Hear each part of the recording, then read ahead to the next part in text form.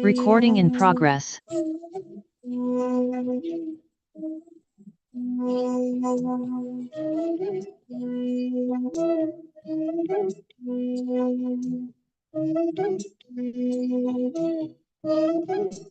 Bring your gratitude specifically to this moment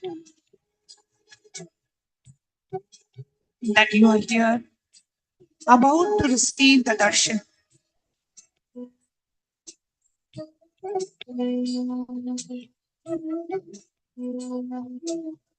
About to sit in the presence of the living avatar, the Paramavatara of Paramashiva.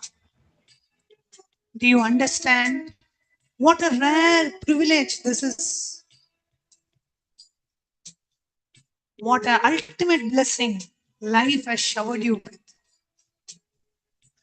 Billions of souls on this planet, how many get to sit in this direct transmission of an incarnation?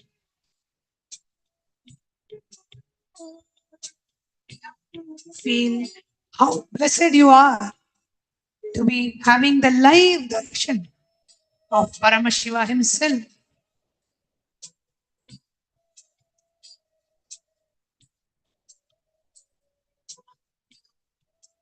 Let gratitude become not just a feeling, but your state.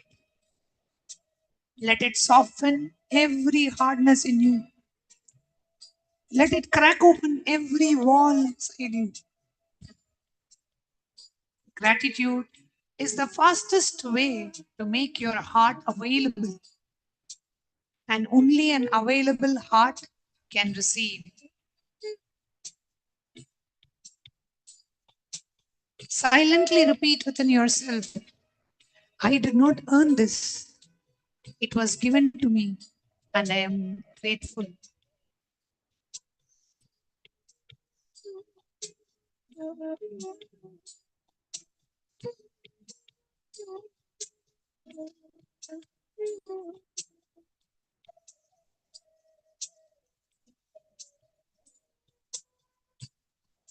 See very clearly how blessed you are to be sitting in the live darshan at the Paramavatara of Paramashiva, the ultimate incarnation of Bhagavan Paramashiva,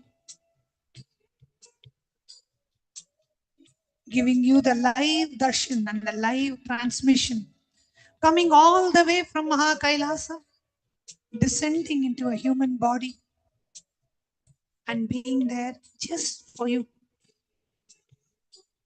Do you understand what a rarest of the rare privilege you have been showered with? Billions of souls on this planet. How many get to sit in this direct transmission of an incarnation?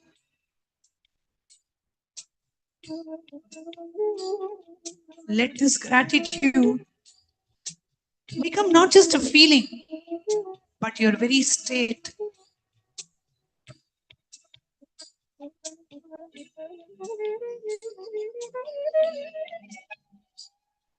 Silently repeat within yourself, I did not earn this.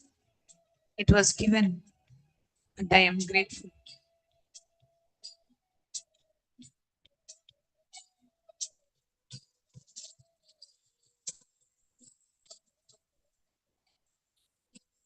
Now, just surrender everything at the feet of Swamiji. Surrender is not about giving up. Surrender is you giving in into something large. Surrender is not weakness. Surrender is the ultimate intelligence. It is recognizing that the drop cannot be carried by the ocean, but the ocean can easily carry on the drop.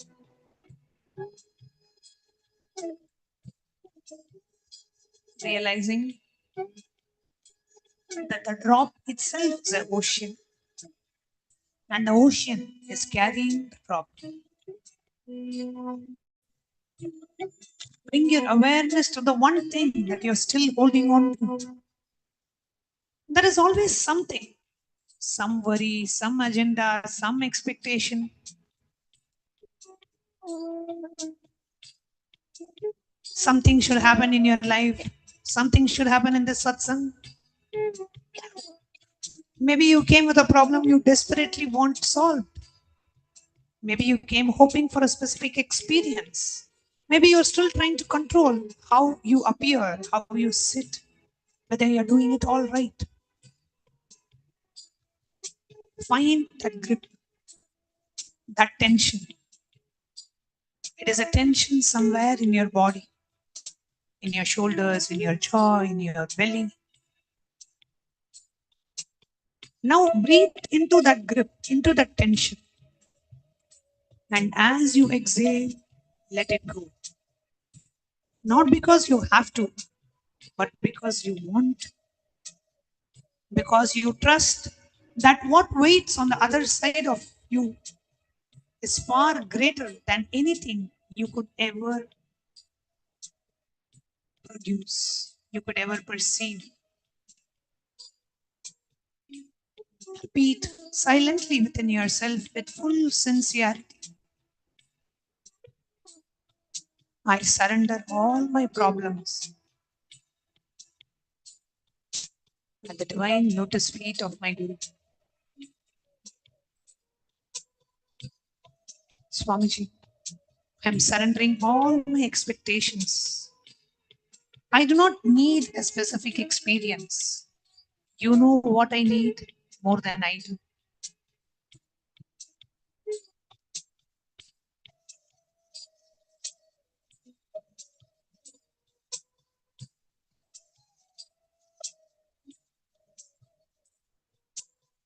I surrender my identity. I do not need to be anyone right now. I am just the space. I am just the availability. I surrender, even my surrender. If I am doing it wrong, Swamiji, you please correct it. If I am pretending, you see through it. I hold nothing back. Feel the weight lifting. Feel the burden of you being a doer dissolving. You are not responsible for making anything happen. You are only responsible for showing up. The master, Swamiji, the supreme pontiff of Hinduism, does the rest. The transmission does the rest. Paramashiva, Swamiji himself, does the rest. You are just an empty cup. And an empty cup does not struggle to be filled. It simply receives.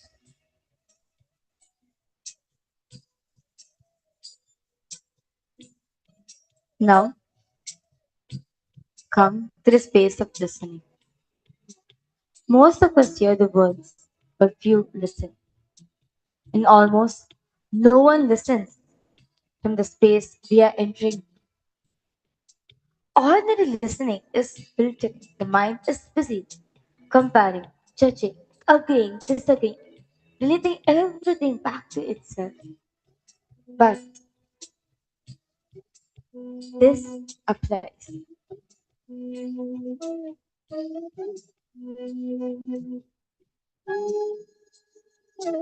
Relating everything to itself. Yes, this applies to me. Oh no, this is not relevant. Oh, I already know this. This is not listening. This is a mental noise dressed up as attention. True listening, the kind that transforms, is a complete suspension of the mental commentary. It is not about understanding every word, it is about receiving the transmission that rides on the words. Imagine your entire being as a vast silent hall. No furniture, no decoration, no opinions, no memories, just a pure empty space. Acoustic perfection. When a sound enters in this hall, It is received fully, without distortion, without echo, without resistance. And that is the space of listening. The words of the Master are not ordinary words, they are vehicles. They carry the energy, the consciousness, the very state of the speaker. When Bhagavan speaks, he is not just giving us information.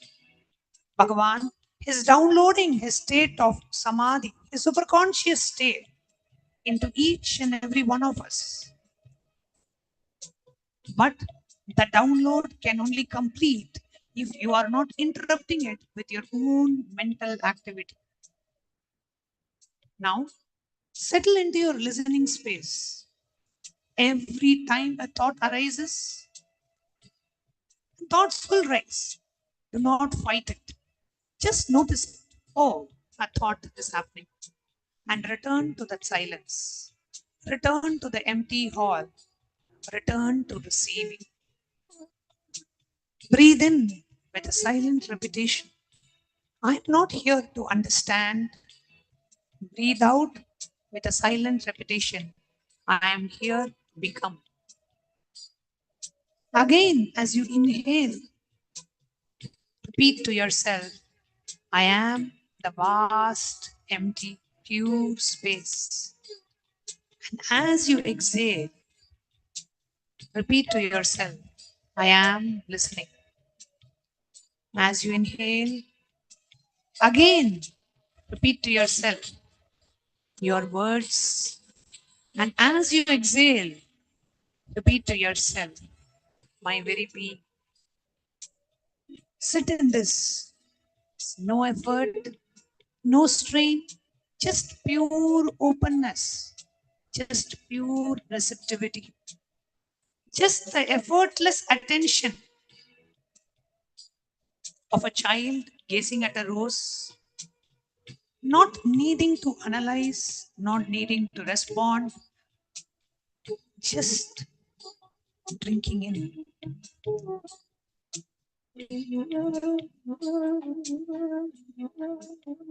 Now, bring awareness to the space around you, the room, the screen, the sound, people talking. Suddenly, everything at Swamiji's feet. We are part of the collective field of devotion. Every sincere heart apologies. Every sincere heart amplifies every other. We are now creating a global hub, a global collective consciousness of thousands of beings simultaneously surrendering.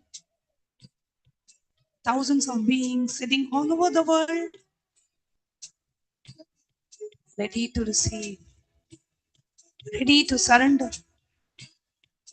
And the Supreme Pontiff of Hinduism entangling with each and every being from all over the world, from every city, every continent, doing the quantum entanglement with thousands of beings simultaneously, spontaneously, synergetically.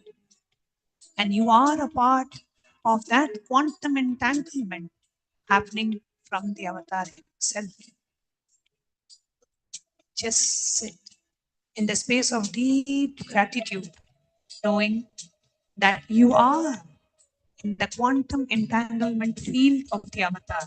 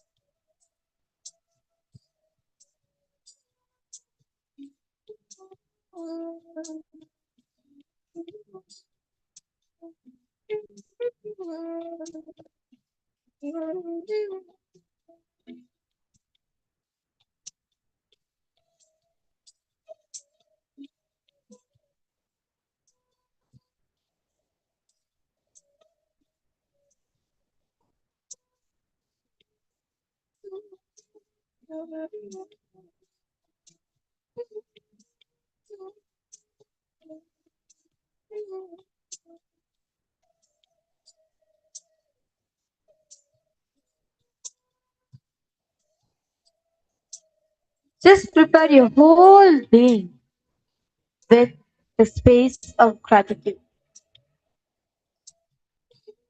Come to the space of gratitude. Surrender yourself. Center yourself into the space of gratitude for every single thing that you have gotten in your life. For every single thing, be it your joy, your happiness, in every aspect, you ultimately being in the human form at the same time when Paramashivam has come down in a human form. The greatest of the greatest happening, rarest to see of your gratitude at Swamiji's feet, for Swamiji coming down for all of us, showering his immense love and compassion on all of us. As Adi Shankaracharya very beautifully states in Viveka Chudamani, the three most rarest things on this planet, Manushyatva, Mumukshitva, and Mahapurusha Samshaya. The rarest of the rarest things in this universe is Manushyatva, having a human body. Mumukshutva, the seeking, being awakened in you. And Mahapurusha Samshaya, having the nearness of an enlightened being.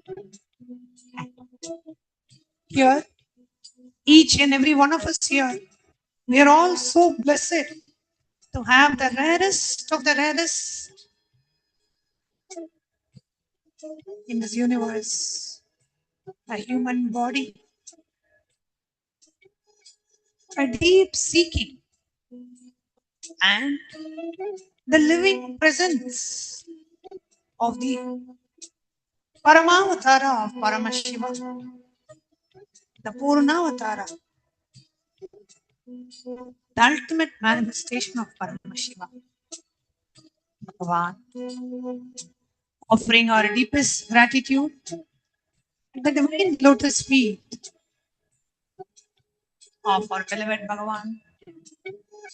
Be in the space of gratitude as you bring your awareness to all your three eyes. Let us get ready to receive the live darshan of the avatar. Connecting with the divine with your eyes closed is meditation. Connecting with the divine with your eyes open is darshan. Come, let us now move from meditation to darshan. Slowly, very slowly, please open your eyes.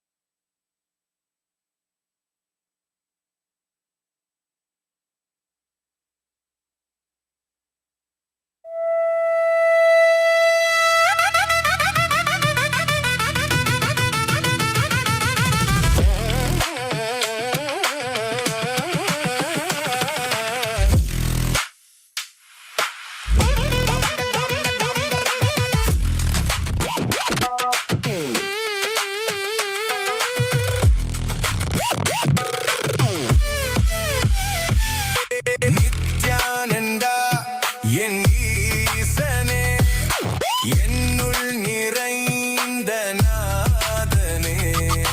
Nithyananda, உன் நாமமே என்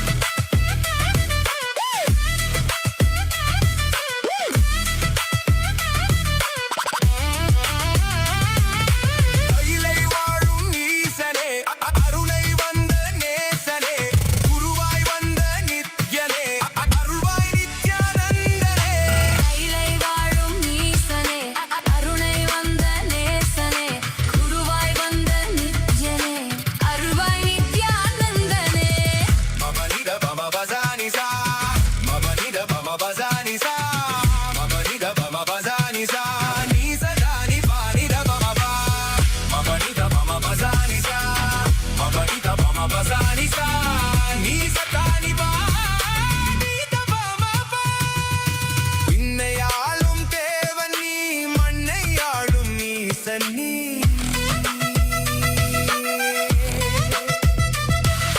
விண்ணையாளும் தேவன் நீ மண்ணை ஆளும் ஈசனி அண்ணாமலை உன் தேகமே கைலை மலை உன் வாசமே ஏழு லோகம் உன் தேசமே நீயே எந்தன் சுவாசமே அருவான எந்தன் மூலவன் உருதாங்கி என்னை ஆள்பவன் உயிராகி என்னுள் வாழ்பவன் குருவாகி என்னை காப்பவன் நித்யானந்தா என் ஈசனே என்னுள் நிறைந்த நாதனே நித்யானந்தா உன் நாமமே நெஞ்சில் நிறைந்த வேதமே நித்யானந்தா உன்னையே என்னாலும் போற்றி பாடுவோம் அந்தம் இல்லாத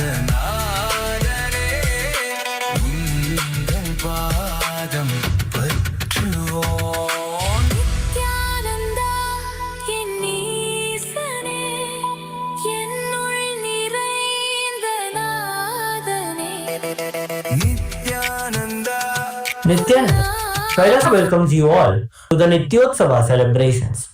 Puja is where we mirror our brains with the powerful theological activity of the Supreme Pontiff of Hinduism, BHAGAVAN Nithyananda Paramashivam, who is the ultimate manifestation of Paramashiva. Here, in this auspicious moment of space-time, through this puja, we will access the higher vertical time zones. Let us now offer our heartfelt gratitude and devotion to the Supreme Pontiff of Hinduism and all his deities in Kailasas around the world.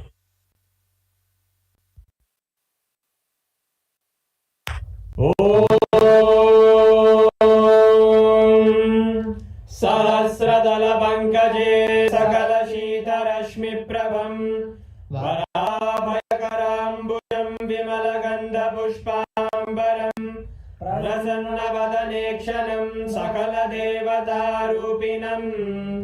स्मरेत् शिरसि हंसकं तदभिधानपूर्वं कुरुम् अथ धूपः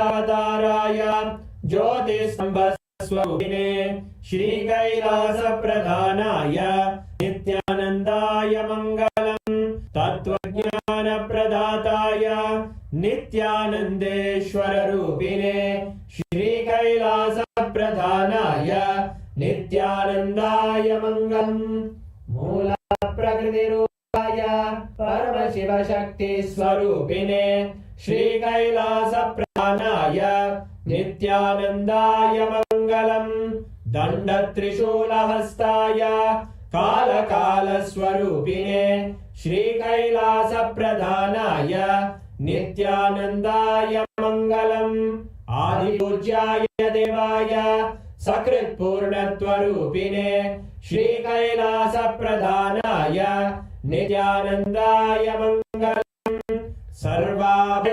सर्वाभयविनाशकाय शत्रु संहार रूपिणे श्री कैलास प्रधानाय नित्यानन्दाय मङ्गलम् योगभट्टाभिषिक्ताय राजसन्न्यासधारिणे श्री कैलास प्रधानाय नित्यानन्दाय मङ्गलम् सार्वभौमैकपत्याय राजराजार्चिताय च श्री कैलास प्रधानाय नित्यानन्दाय मङ्गलम् मङ्गलम् कल्पवृक्षाय मङ्गलम् ज्ञानदायिने परमशिवाय श्री नित्यानन्देश्वराय मङ्गलम् मङ्गलम् श्री विद्याम्बायै मङ्गलम् कामदायिने सर्वमङ्गलदात्रे नित्यानन्देश्वर्यै मङ्गलम् मङ्गलम् गुरुदेवाय मोक्षमूलाय मङ्गलम्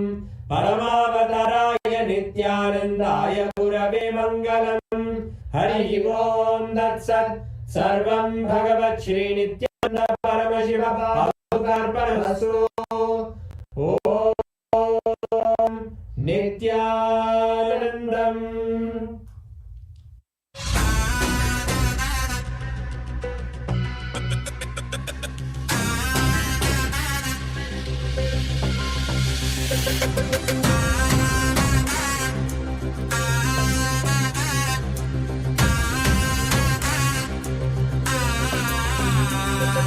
शिवाय नमः उपायं तरुं विडाद विडै तोडाद विडुं शिवाय नमः उपायं तरुं विडाद विडै तोडाद विडुं பற்றாய் நினைந்து பற்றும் எவருக்கும் பாதை காட்டுவாய் சிவனே நிம்மதி வாழ்வில் நித்தமும் தந்திட கைலை கொண்ட சிவனே சித்தர் பூமியை பக்தர் நெஞ்சினை சிவமயமாக்கும் நித்யானந்தனே கலியுகத்திலே மாயையாவையும் நீக்கிய அருளும் நித்யானந்தனே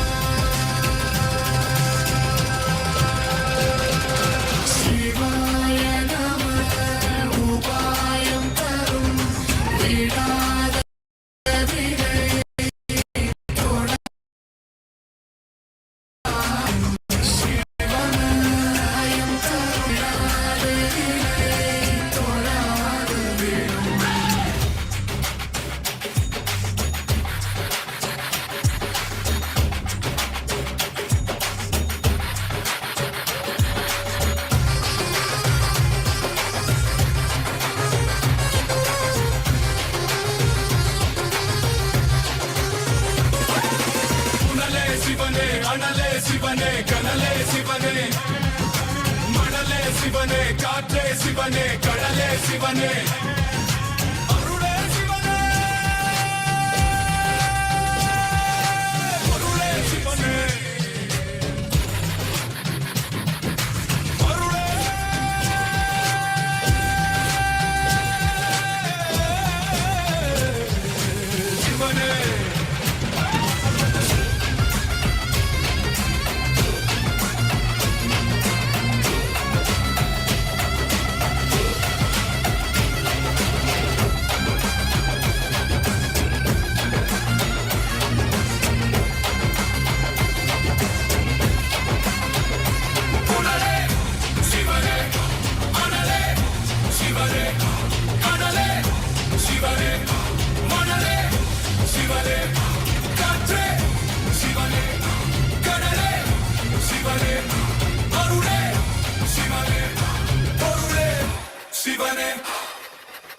சிவாய நம உபாயம் தரும் விடாத வினை தொடாது விடும் சிவாய நம உபாயம் தரும் விடாத வினை தொடாது விடும்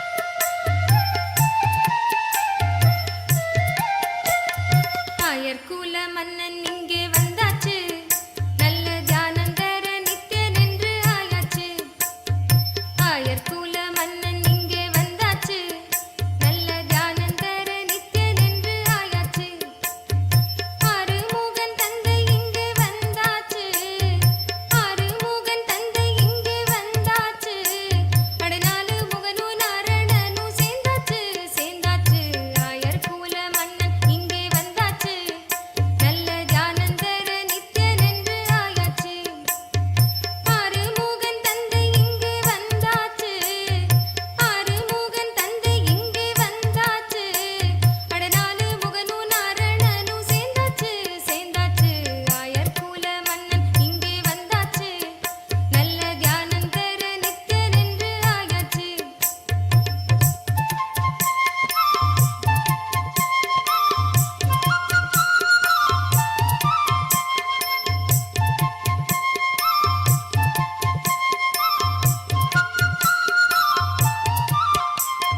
மூணு தெய்வம் ஒரு ரோவில் நின்னாச்சு அட மூணு தாயும் வந்து இங்கே ஒண்ணாச்சு மூணு தெய்வம் ஒரு ரோவில் நின்னாச்சு அட மூணு தாயும் வந்து இங்கே ஒண்ணாச்சு கொள்ளை அழகும் பிள்ளை மனமும் கொண்டாச்சு கொள்ளை அழகும் பிள்ளை மனமும் கொண்டாச்சு அட பேச்சி நீலே அமுதம் தன்னை உண்டாச்சு அட பேச்சி நீலே அமுதம் தன்னை உண்டாச்சு கண்ட நெஞ்சும் இன்பத்திலே பித்தாச்சு கண்ட நெஞ்சும் இன்பத்திலே பித்தாச்சு அட மூட மனம் கூட ஞான வித்தாச்சு வித்தாச்சு ஆயர்குல மன்னன் இங்கே வந்தாச்சு நல்ல தியானம் தர நித்யன் என்று ஆயாச்சு ஆறுமுகன் தந்தை இங்கே வந்தாச்சு ஆறுமுகன் தந்தை இங்கே வந்தாச்சு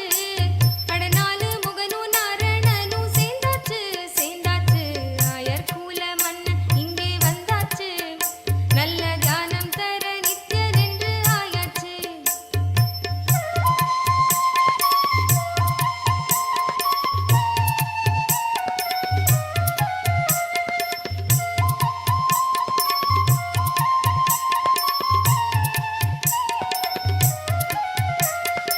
ஏகமின்று மாயையாலே ரெண்டாச்சு அட ஞானத்திலே மாயை எல்லாம் வென்றாச்சு ஏகமின்று மாயையாலே ரெண்டாச்சு அட ஞானத்திலே மாயை எல்லாம் வென்றாச்சு மூணு தமிழ் நாலு வேதம் உண்டாச்சு மூணு தமிழ் நாலு வேதம் உண்டாச்சு அட பாதம் பெற்ற வேதம் கடந்து நின்றாச்சு அட பாதம் பெற்ற வேதம் கடந்து நின்றாச்சு எட்டு திசையும் ஒன்று சேரக் கண்டாச்சு ஒன்பது ரத்தினமும் சிரிப்பு ஆயாச்சு பத்து பதிகம் நீயும் பாட கேட்டாச்சு பத்து பதிகம் நீயும் பாட கேட்டாச்சு ஆனந்தம் தேடி சொர்க்கபுரியும் நித்தியபுரிக்கு வந்தாச்சு ஆயர்குல மன்னன் இங்கே வந்தாச்சு நல்ல தியானம் தர நித்யன் என்று ஆயாச்சு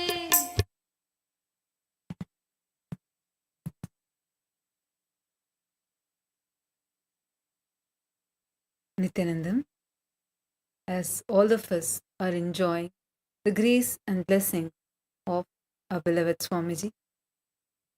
Swamiji, out of his extreme compassion to all of us, is continuously available to us accessible to us through various different digital media platforms. And today, we're going to be walking all of you through a few of them, through which you can directly post your prayers and receive the grace and blessings from Swamiji. Kailasa's digital nation is the largest in the world, with over 1 billion lives enriched and enriched. Since 2006, before social media even became a trend, the Supreme Pontiff of Hinduism spearheaded simple enriching through the digital platforms to reach the international audience. And today, Kailasa stands as the largest digital nation in the world with over 11,500 digital media assets available in over 108 languages in 150 regions of the world. Now, we will walk you through a few platforms through which you can directly connect with Swamiji, posting your prayers and receiving the direct boons, blessings, and getting showered from Swamiji. The first platform is YouTube. We have over 536 YouTube handles, enriching over 575 million lives and continuing. Kindly head to the official handle, Kailasa's SPH Nithyananda YouTube handle.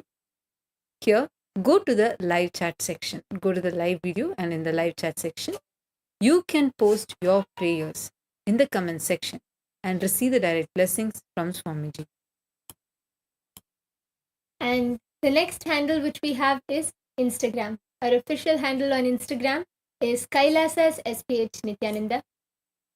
With over 158 platforms on Instagram and having enriched over 325 million lives and continuing. Kindly take a moment to head to Kailasa's SPH Nithyananda Instagram handle and click the follow button if you haven't yet done so, as this is where you can get access to all of the latest pictures of Swamiji. And there you can go to the live video by clicking on the profile picture, and you can post your prayers and boon requests as comments below and directly receive the grace and blessing by the Supreme Pontiff of Hinduism. The next handle is Kailasa's SPH Nithyananda Paramashivam on X. Take a moment and head to this handle, which is formerly known as Twitter, and make sure to hit that follow button. Go to the topmost pinned tweet, and as a reply to the pinned tweet, using the hashtag #AskTheAvatar, you can post your prayers and receive the direct blessings from Swamiji. The next handle is Facebook. Our official Facebook page is Kailasa's SPH JGM Nithyananda Paramashivam, with over 1,156 platforms on Facebook and having enriched over 425 million lives and continuing. We request all of the viewers to take a moment and head to Kailasa's SPH JGM Nithyananda Paramashivam Facebook page, and you can click the follow button and go to the live video, and you can post your prayers and boon requests in the live comments below and receive the grace from Swamiji. Now, we will be entering into the Kailasa's parliamentary voting. Swamiji, the Supreme Pontiff of Hinduism, is giving a unique platform, unifying the global Hindu diaspora all over the world and giving us a voice where Hindus are empowered to be able to take responsible decisions for Hinduism. We welcome all the parliament members of Kailasa, the Kailasa's Chit Sabha members, and Kailasa's Rajya Sabha members who are here today with us. Now we'll be guiding all of you with today's voting subject. Take a few minutes and head to our Kailasa Parliament website where you can go ahead and cast your vote. As UNESCO continues examining AI and intangible heritage in the present day and age, the Supreme Pontiff of Hinduism, through Kailasa's Yellow Om, has collected over 1 million digital books, 15 terabytes of digital manuscripts and books, and 14,500 palm leaf manuscripts online, restoring one of the most important pillars of Hinduism. Which of the below aspect of the Supreme Pontiff of Hinduism's revival through the Yellow Om do you think has the most impact to you as a Hindu? Take a few minutes and head to the website, and you'll be able to see these options. Source scriptures and palm leaf manuscripts, the temple rituals and agamic procedures, the sacred languages and the commentary traditions, applied knowledge systems, the yoga, healing, architecture, governance, and all of the above. Take a few minutes, head to our Kailasa Parliament website, and Go ahead and cast your vote.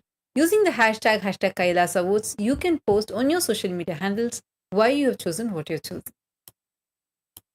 And the next voting question, which we have for all of Kailasa's Rajya Sabha members, is: as a Rajya Sabha member, what do you think would be the most impactful way to raise awareness about the Supreme Pontiff of Hinduism's Yellow Om initiative? And the options are: through digital media initiatives and drives. Option 2, participation in reading groups and events. Option 3, host discussions and think tanks. And option 4, all of the above. We request all of Kailasa's Rajya Sabha members to please take a moment, head to kailasa.org/Hindu-votes, where you can cast your vote, and do share this on your social media with the hashtag Kailasa vote. Now, with this, let's all continue to receive the darshan of Swamiji and receive today's powerful revelations directly from Swamiji.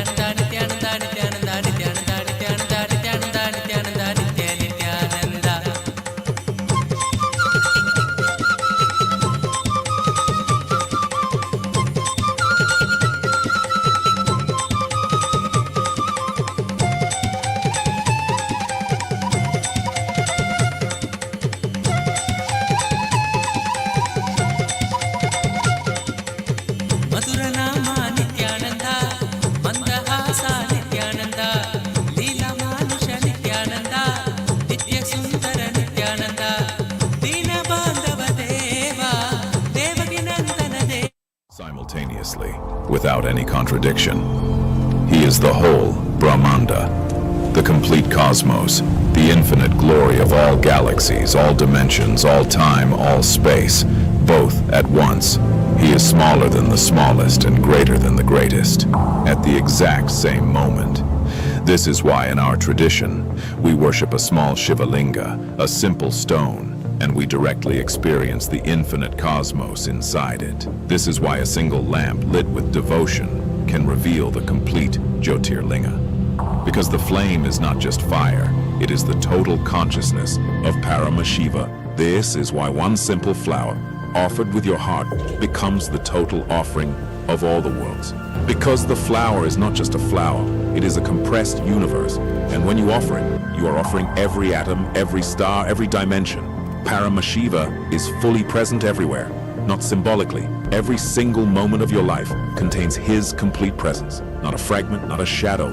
This is not belief. Belief is weak. Belief is shaky. This is the very structure of reality. This is the foundation of the whole science. God is not far. God is closer than your own skin. God is the very substance of the you that is listening to these words right now.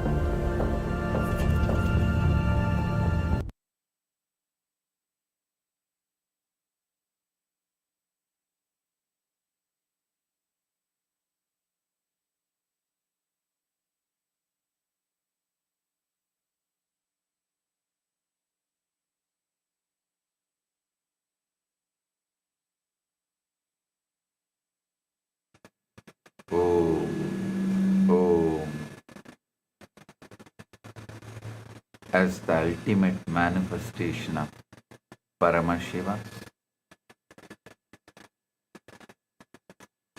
Gangadhara Murti, Ganga Visarjana Murti, I bless you all with Paramadvaita.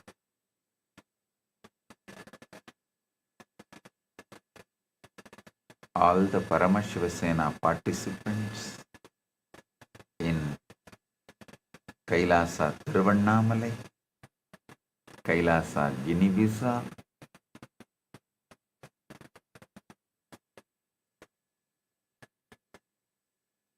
and all the Chit Sabha members, Raj Sabha members, and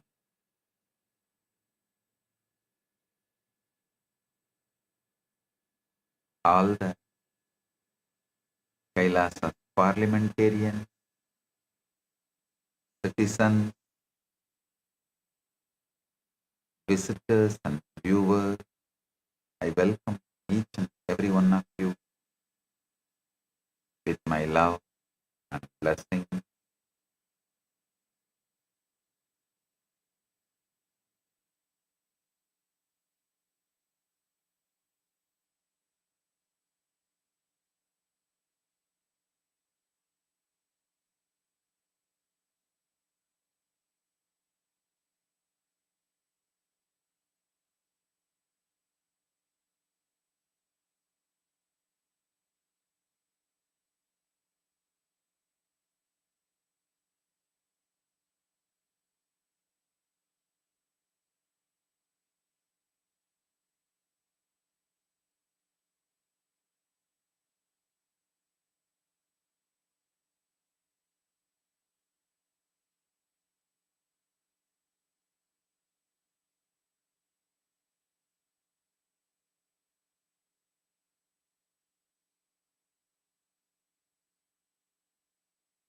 Nithyananda, Papa Samhara Nithyananda, Guruvayur Pura Nithyananda, Sri Hari Krishna Nithyananda, Paramatma Gurudeva, Papa Nivarana Deva, Paramatma Gurudeva, Papa Nivarana Deva, Nithyananda, Nithyananda, Nithyananda, Nithyananda, Nithyananda, Nithyananda, Nithyananda, Nithyananda, Nithyananda, Nithyananda, Nithyananda, Nithyananda,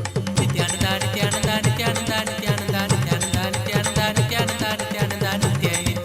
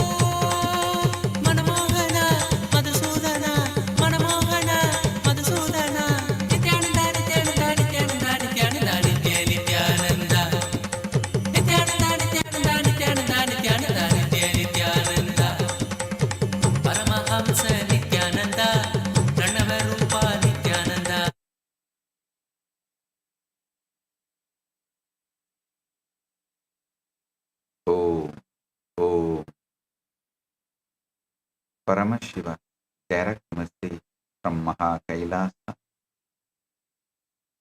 Listen, I am giving you the most powerful truth first.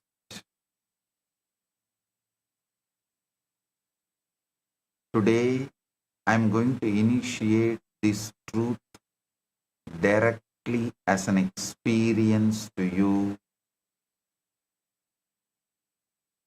so that it stops being just information and becomes your cellular reality.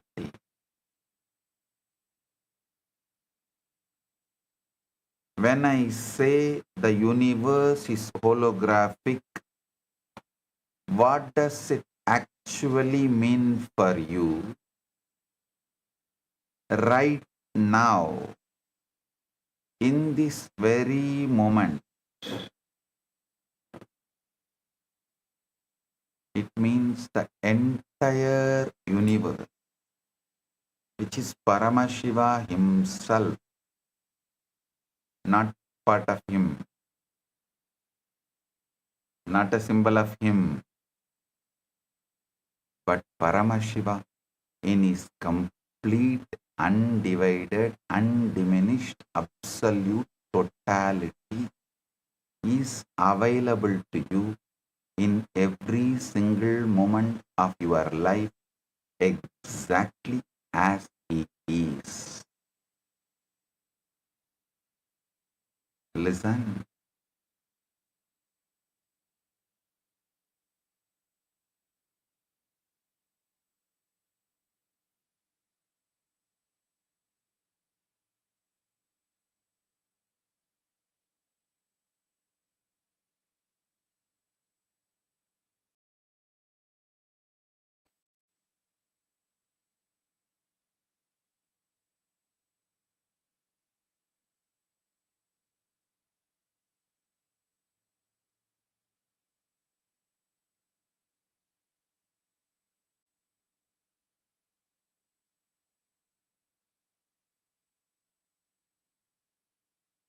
Listen. You do not need to do something special. You do not need to go to some special place.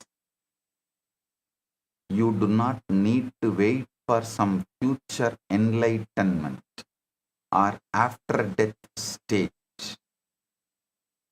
You can experience Paramashiva as he is here and now in this very breath, in this very heartbeat,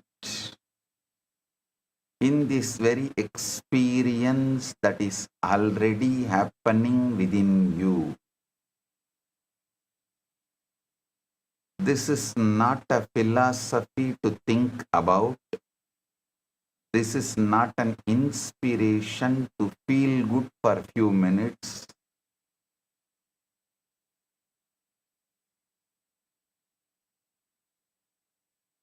This is the technical, specific, spiritual, real, ultimate reality of existence itself. Today I am giving you the exact technology to access that reality. The technology of Shat Adva, the sixfold technology of harnessing the holographic universe.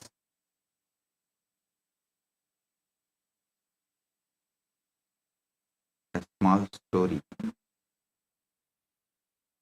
The king and the precious gem. A great king once summoned his minister and said, I have heard that there is a precious gem that can grant immortality. Go and find it for me. The minister searched the entire kingdom. He went to the mountains, the forests, the rivers, the temples. He consulted wise sages and traveled to distant lands. After many years, he returned empty-handed. The minister said, "Your Majesty, I have searched everywhere. I could not find the gem." The king sighed deeply. Just then, king's young daughter walked into the court. She was holding a beautiful gem in her hand, playing with it. She said, "Father, why are you so sad?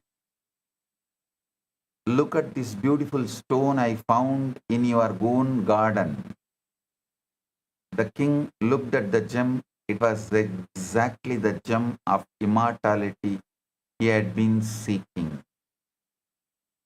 It had been in his own garden all along, right outside his palace door. The minister fell at the king's feet. "Your Majesty, forgive me. I searched the whole world, but I forgot to look where I was standing. I searched for God everywhere, then realized he was hiding in plain sight, laughing at my GPS." Just as the king's gem was in his own garden, right outside his palace door, in the most obvious place, Paramashiva is in this very moment, in this very breath, in your own heart. The minister searched mountains, forests, rivers, and temples. He went to distant lands, consulted wise sages. But the gem was where he began, at home. You are the minister. You search for Paramashiva in temples, pilgrimages, future lifetimes, and special spiritual states. Meanwhile, he is in the garden of this very moment, the moment you are living right now. The gem of immortality, Paramashiva consciousness, is not somewhere else. It's in the breath you are breathing. It's in the heartbeat you are feeling. It's in the awareness that is listening to these words.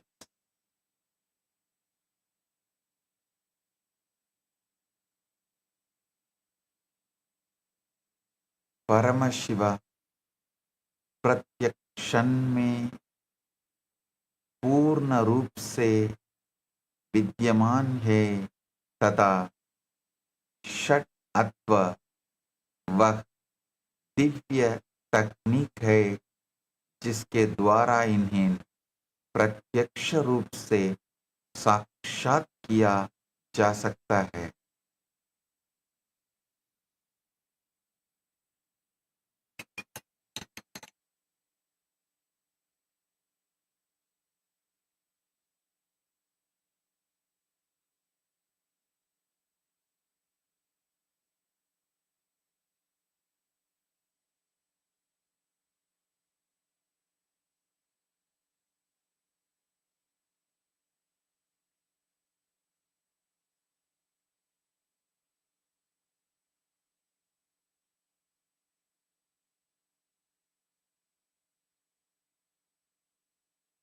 Understand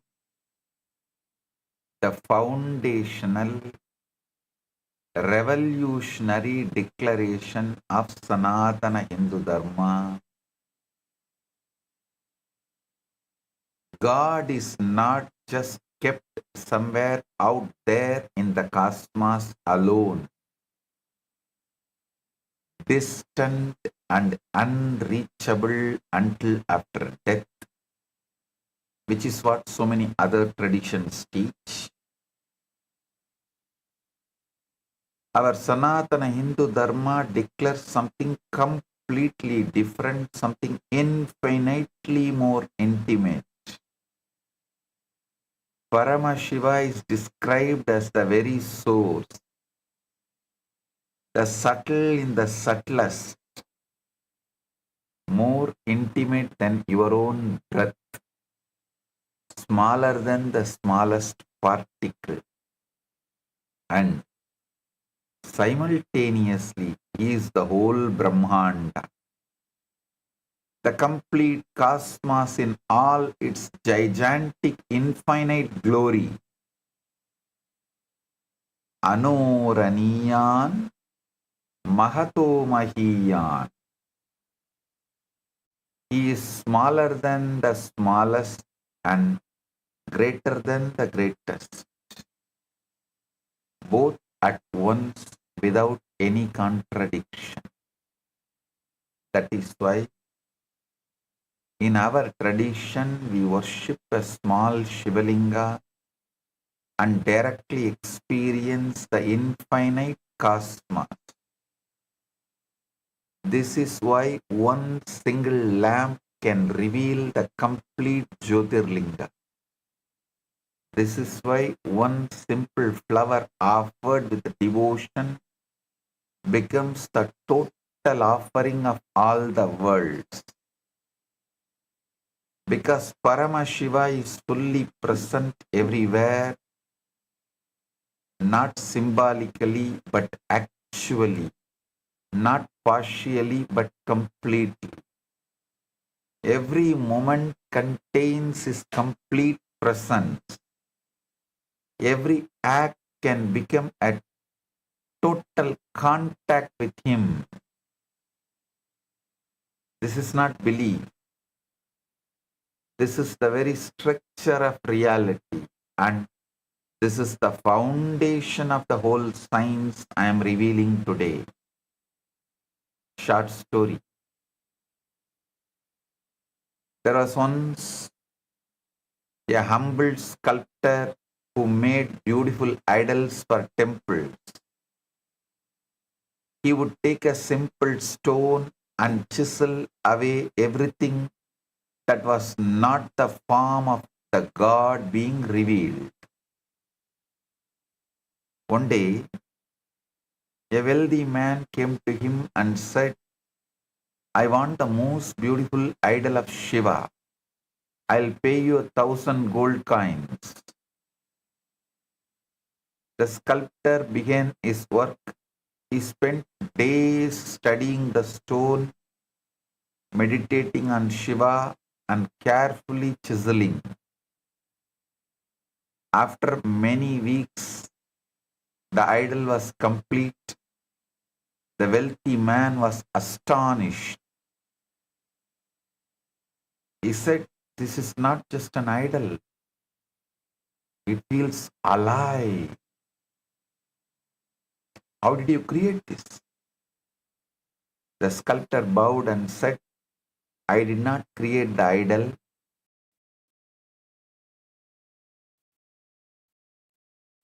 I simply removed that was the stone. The wealthy man wept, and Shiva is everywhere. Sculptor said, not everywhere as a distant concept. Shiva is the stone, Shiva is the chisel, Shiva is my hands, Shiva is your eyes seeing this idol, Shiva is this moment. I just helped you to see what was always there.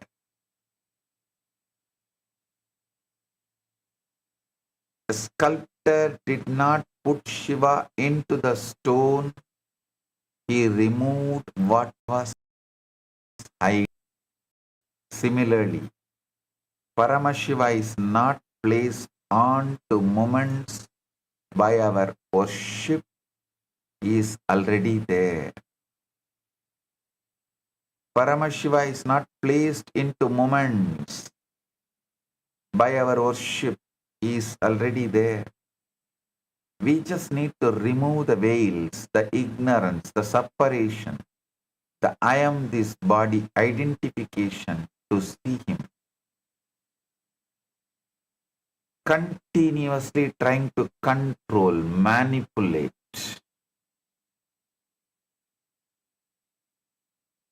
Drop that. You are the sculptor. Your life is the stone. Your sadhana, your awareness, your devotion, these are the chisels. You don't create Paramashiva. You don't bring him into the existence. You simply think that is not him and he is revealed.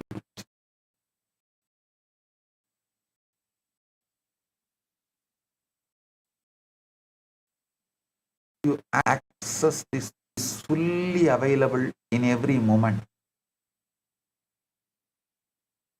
This is described in Tantraloka by Abhinava Gupta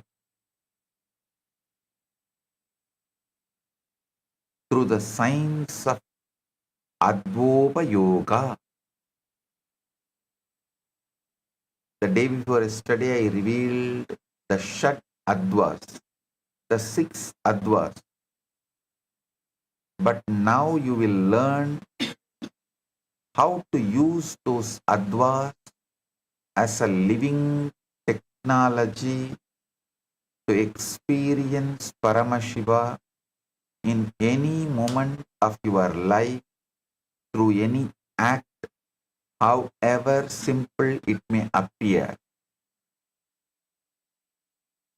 Tantraloka Abhinava Gupta says, Adva Kramena Yadavye Pade Sambatti Karaname Hedunam Boga Bogatva Aprabuddhanam Chayat Chayat. Aprabuddhanam Chaya Jayat. That's the key word. The word Adva, meaning path, stands for the means by making use of which the aspirant attains the end, which lies in getting the object of enjoyment by the dualist and getting assimilated to Shiva by the wise. Listen. Listen to this. The path stands for the means by making use of which aspirant attains the end, which lies in the getting the object of enjoyment by the dualist and getting assimilated to Shiva by the wise. Actually, it means you can achieve either Dharmartha Kama or Moksha, anything you want. But the path is this. Tatra kriya shastram yat tasya kalat pudiryate varna mantra patashrayena shadatva samsrudame. That Adva is characterized as related with time, which reflects action. In this context, there emerge clearly 3 kinds of path depending on letter, mantra and word.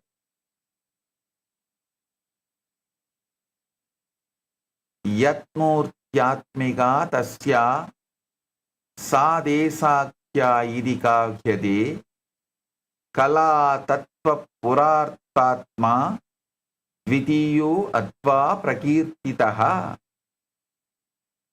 That part of Advan which is characterized as spatial, which reflects form, while the other one reflecting time is considered as related to Kala Tattva,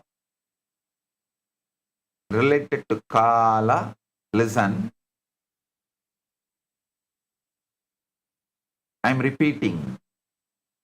That part of Adva path is characterized as spatial, which reflects form, while the other one reflecting time is considered as related to Kala, Tattva and Pura.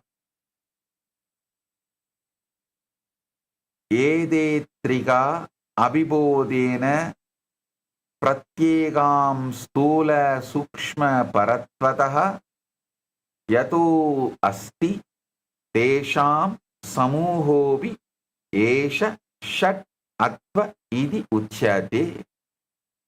Both these triads of path again are distinguished by features of grossness, subtleness and transcendence. Thus, all paths taken together become of 6 kinds. Listen. Now I'll elaborately explain. What does Adva really mean? It's not just path in the ordinary sense. The word path is the too shallow translation. The translation is too shallow. Adva means the dimensional spreads of consciousness,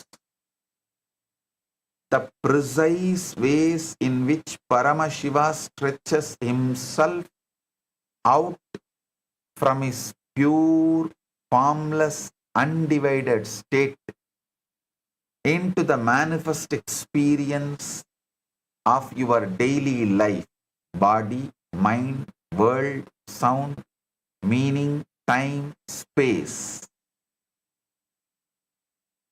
Think deeply. Do the Shravana and Manana deeply. Paramashiva is one, infinite, undivided, and yet you experience many, a physical body, a thinking mind, and an external world, sounds, words, meanings, emotions. How does the one become many without ever ceasing to be one?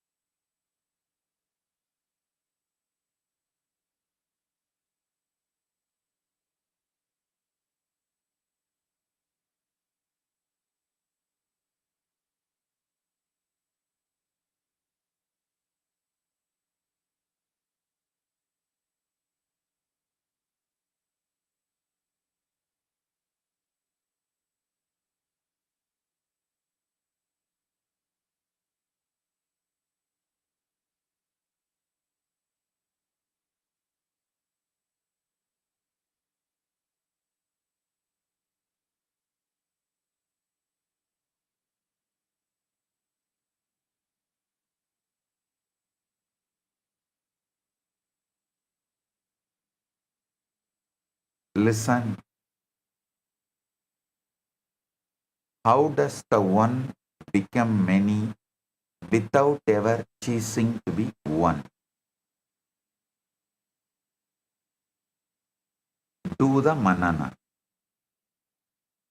Paramashiva is one infinite, undivided, and yet you experience many, a physical body, a thinking mind, and an external world, sounds, words, meanings, emotions.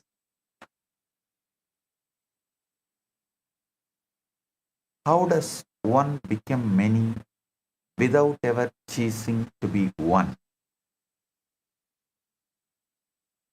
That is exactly what the science of Adva explains. Each Adva is one complete layer of how infinite encodes itself into the finite without losing its infinity. Advopayoga means using these very layers as a reverse engineering technology to decode any experience, any thought, any sensation, any act back to its source, which is Paramashiva. The 12th chapter in Tantraloka gives the exact scriptural authority when it declares the whole Adva is present in consciousness, in the body, in the prana, in the nadis, and in outer objects, and that the whole form appears everywhere.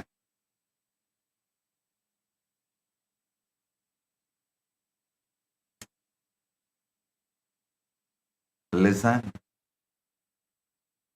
Small story.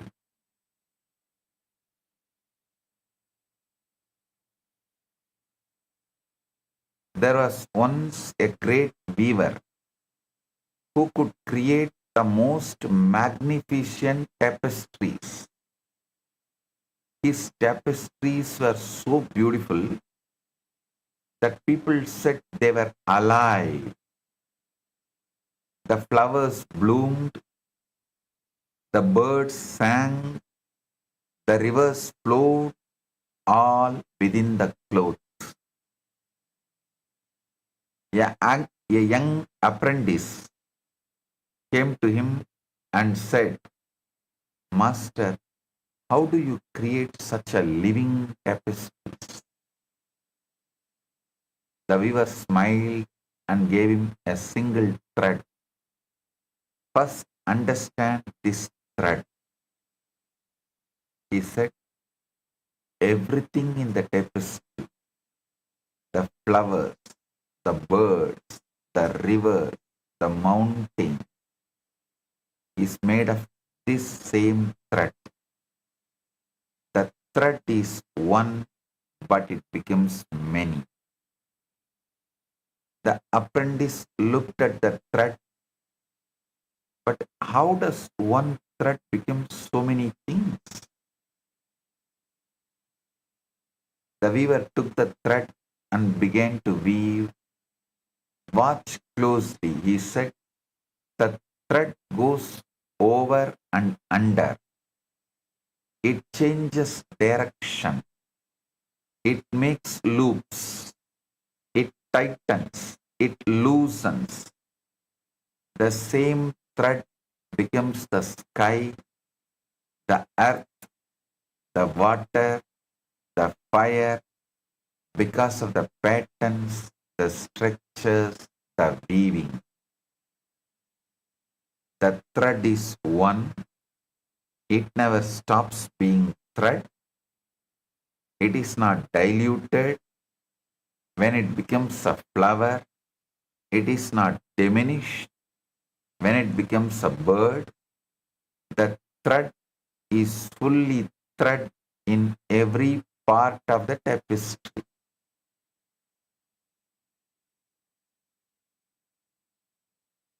Yet the thread becomes many forms: flowers, birds, mountains, rivers. How? Through weaving the structure, the patterns, the organization. This is exactly how consciousness, Paramashiva, becomes the universe. Varna means pure sound, is the raw thread. Pure consciousness. Mantra is the weaving pattern, the structure that gives form. Pada is the meaning of the pattern, what the weave represents. Kala is the tension of the thread, the power, the energy. Tattva is the material of the thread, the substance, the principles. Bhuvana is the entire tapestry, the world, the experience. But remember, the thread is still thread. It has not become something else. The flower is thread, the bird is thread, the mountain is thread. Similarly, every moment is consciousness. Every experience is Paramashiva. Forms change, but the substance remains the same.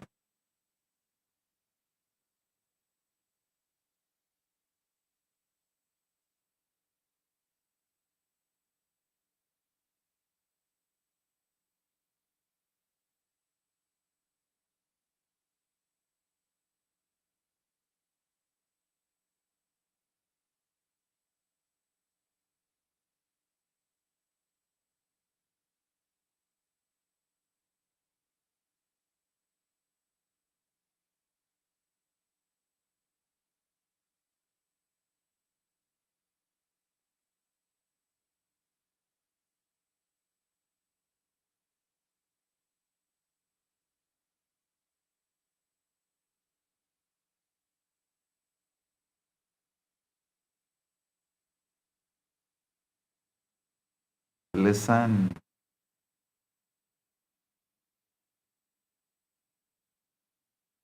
Listen intensely.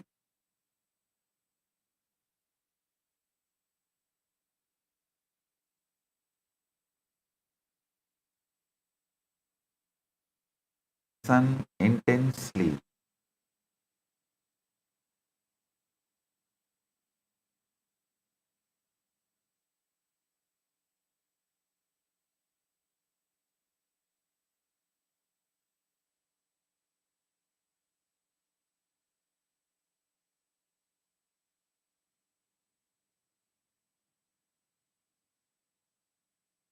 Listen intensely. There are exactly 6 advas divided into two sides that cover the entirety of existence. Vachaka side, subjective. Sound side, Vachya side, objective. Manifestation side. Each one is a precise gear in the cosmic mechanism. On the Vachaka side, the first is Varna, the individual letters, the seed sounds. The 50 Sanskrit letters are not just language, they are the 50 living Shaktis of Paramashiva. The very powers of cosmic intelligence from which all sound and all reality emerge. Second is mantra. Not mere repetitive chanting, living vibrational codes, concentrated packets of Paramashiva's will that when alive vibrate your very being. Third is Pada, words and their inner meanings, the structured understanding that bridges the formless and the formed, so that every word carries a whole world and every meaning creates a reality. On the Vachya side, fourth is Kala.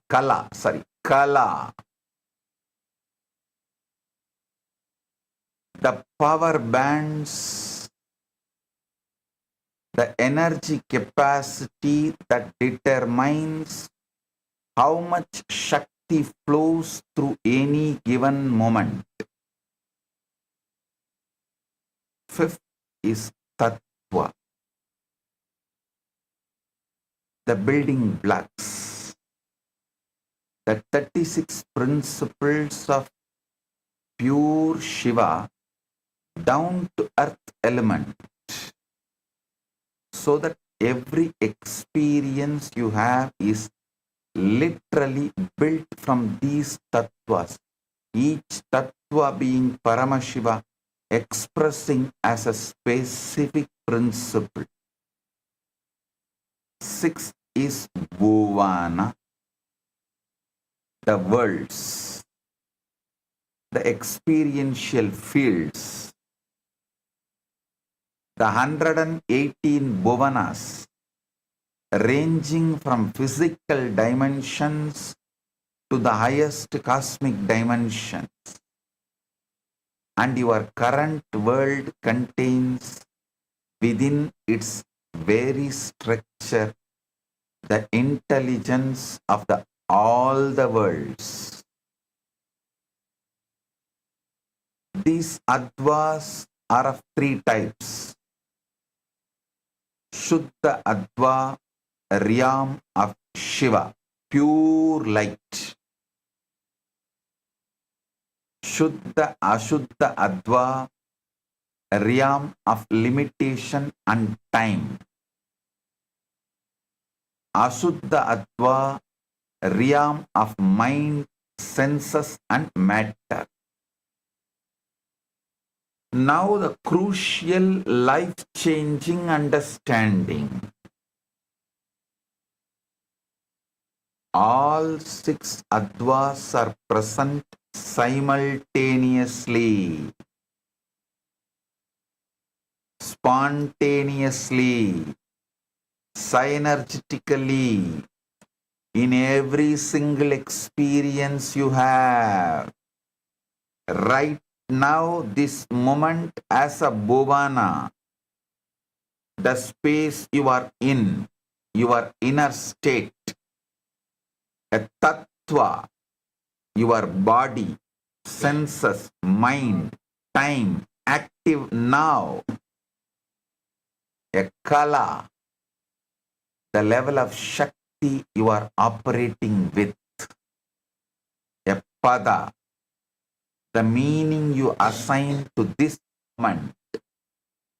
A Mantra, the inner sentence repeating in your mind, a varna, the raw seed feeling underneath everything.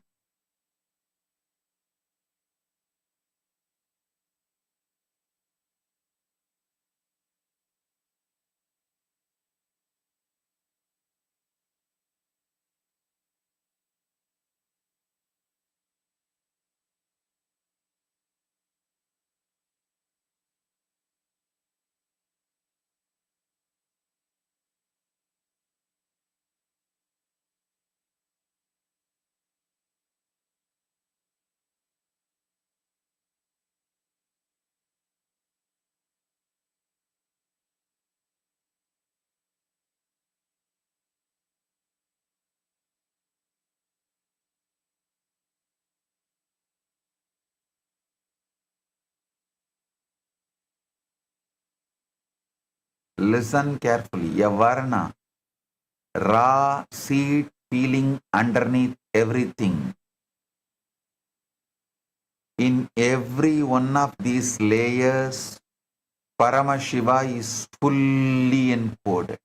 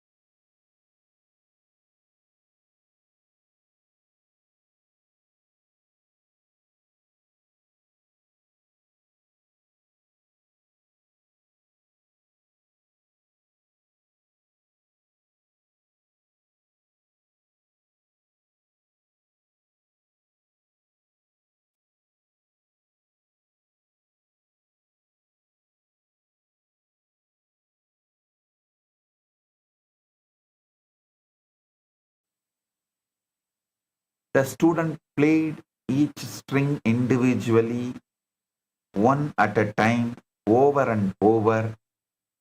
The sound was good, but something was missing.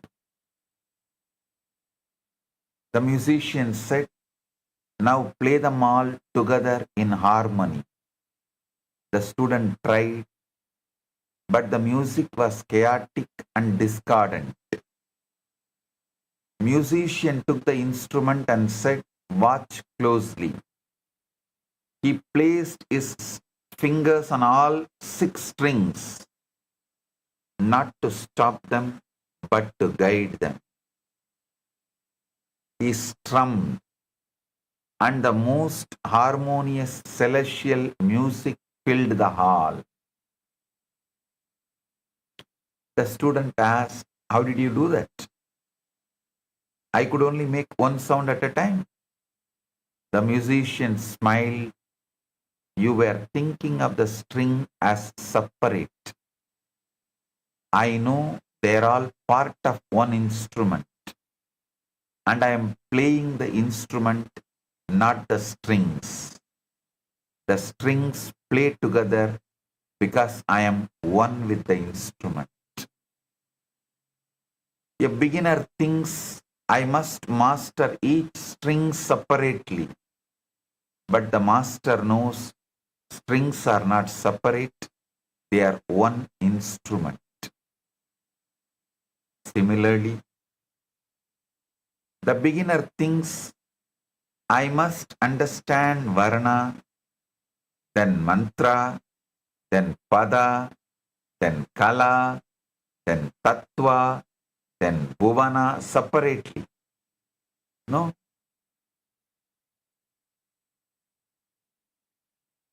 they are all consciousness expressing as one moment.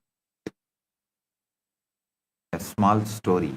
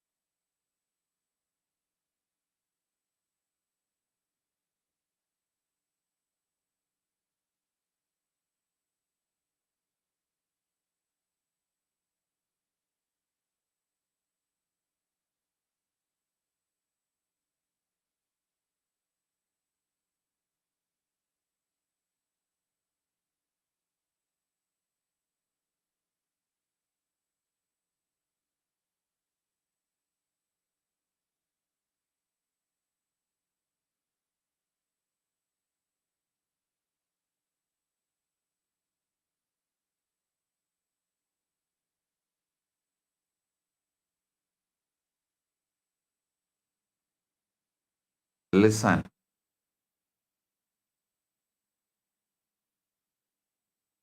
A small story.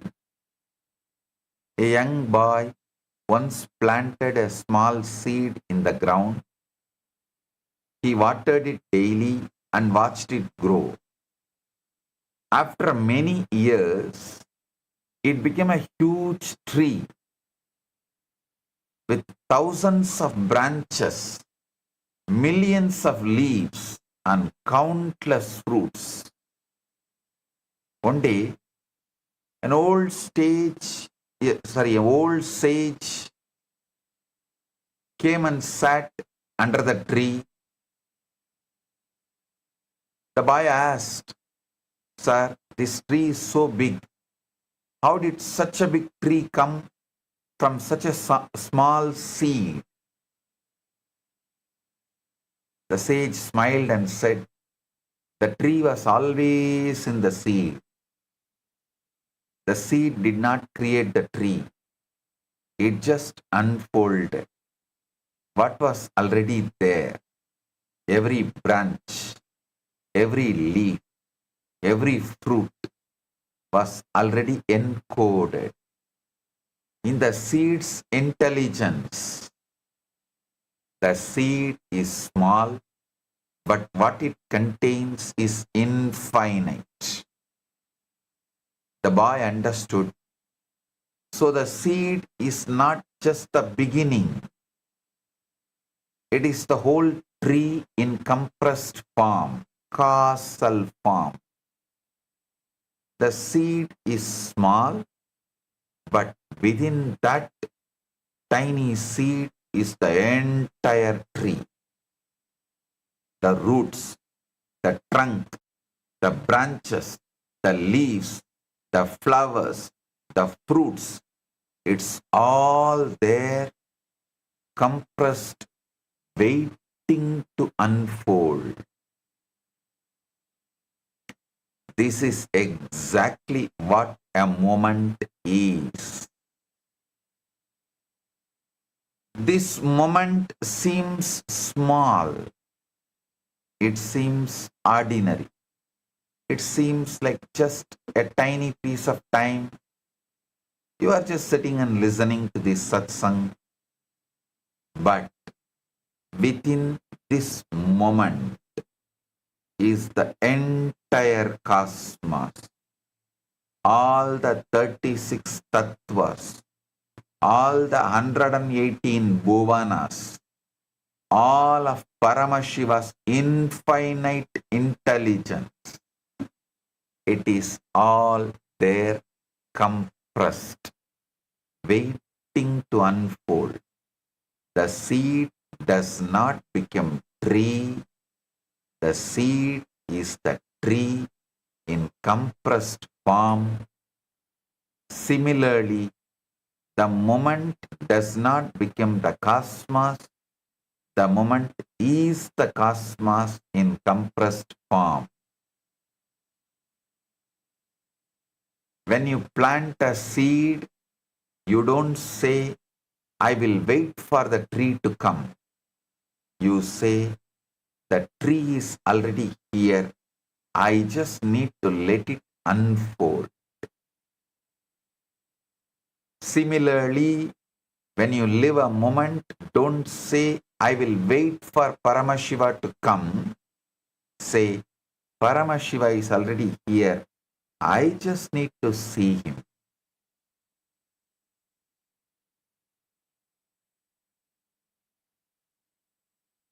I am expanding the same core truth from Advik angle, from the angle of the Advas. Every moment, your life is a compressed cosmos. This is not poetry. It is the direct technical consequence of 6 Advas operating simultaneously in everything you experience. In this very moment, while you are listening to these words, the bhuvana of this gathering and your inner space is active. The tattvas of sound, mind, intellect and body are structured. The kala that lets you grasp this knowledge is flowing. The pada, I am receiving Paramashiva's message, is forming meaning. The mantra of some subtle inner vibration is repeating.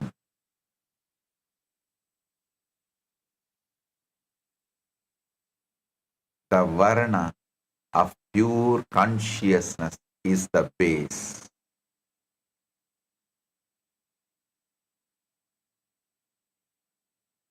And Paramashiva, complete, is encoded in all 6 layers at once.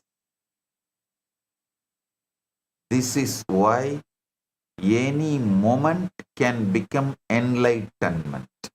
This is why any act can become liberation.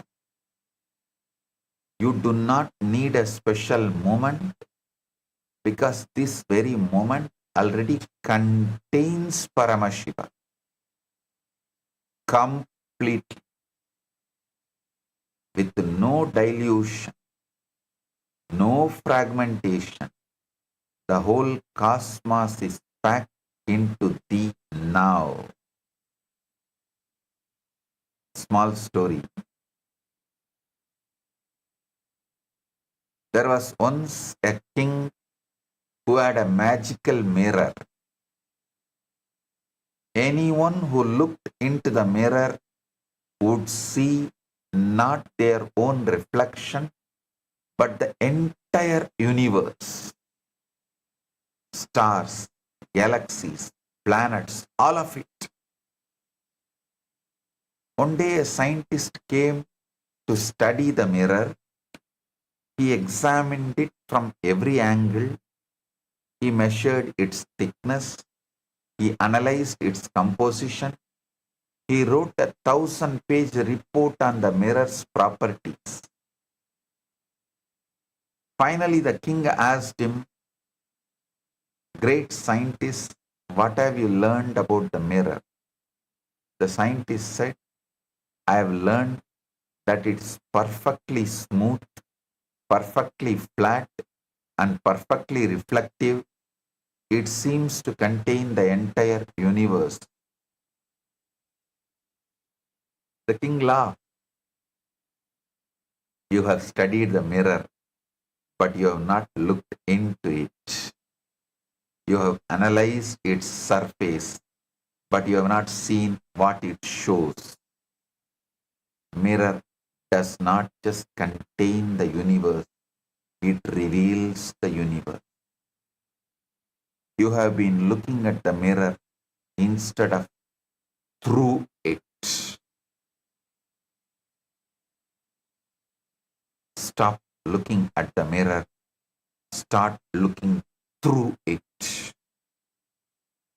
Science studies the mirror of reality, the nested structures, the fractal patterns, the holographic information. And this is valuable. But we give you, rishis give you the person behind the pattern. We give you the consciousness behind the information. We give you Paramashivam, the reflection, not just the mirror. Don't get lost in studying the mechanics of reality. The mechanics point to the mechanic. The mechanics point to the mechanic. The mirror points to the reflection. This moment points to Paramashiva. Look through the moment. Don't just look at it, look through it.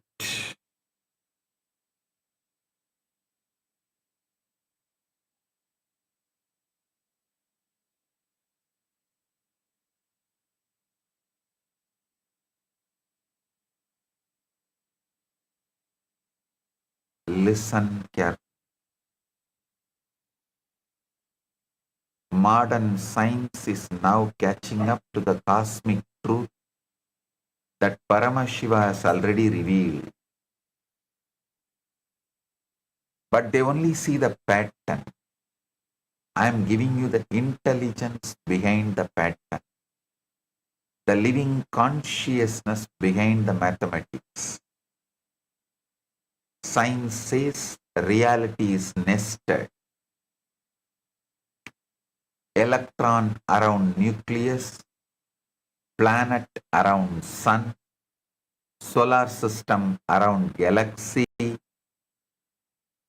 The same hierarchical pattern repeats at every scale. But science cannot tell you who is creating this nesting.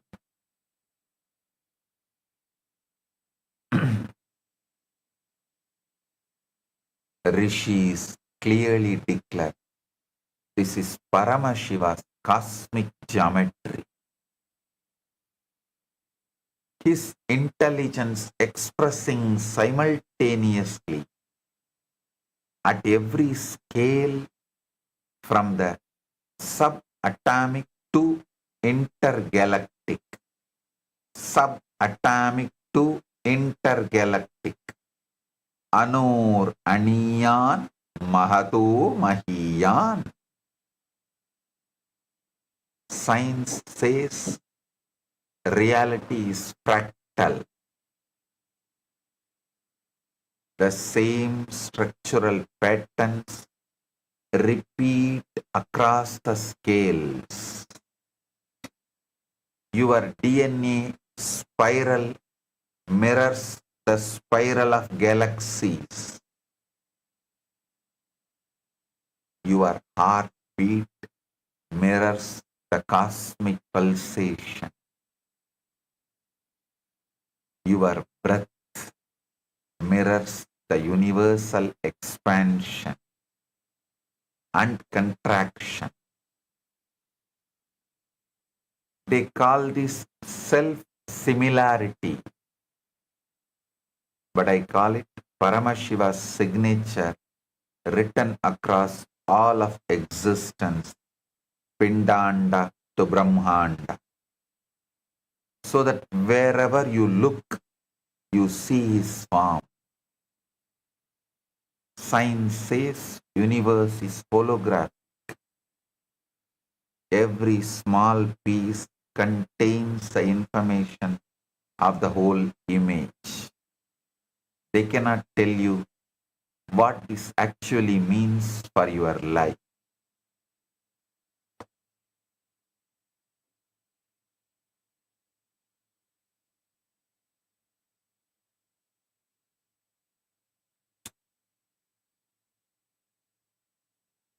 But I tell you directly, every moment of your life contains the complete Paramashiva, not a fragment, not a reflection, the whole, full intensity, here and now. Science says the universe is isotropic. It looks the same from every point. There is no special center. I tell you, every point is Kailasa.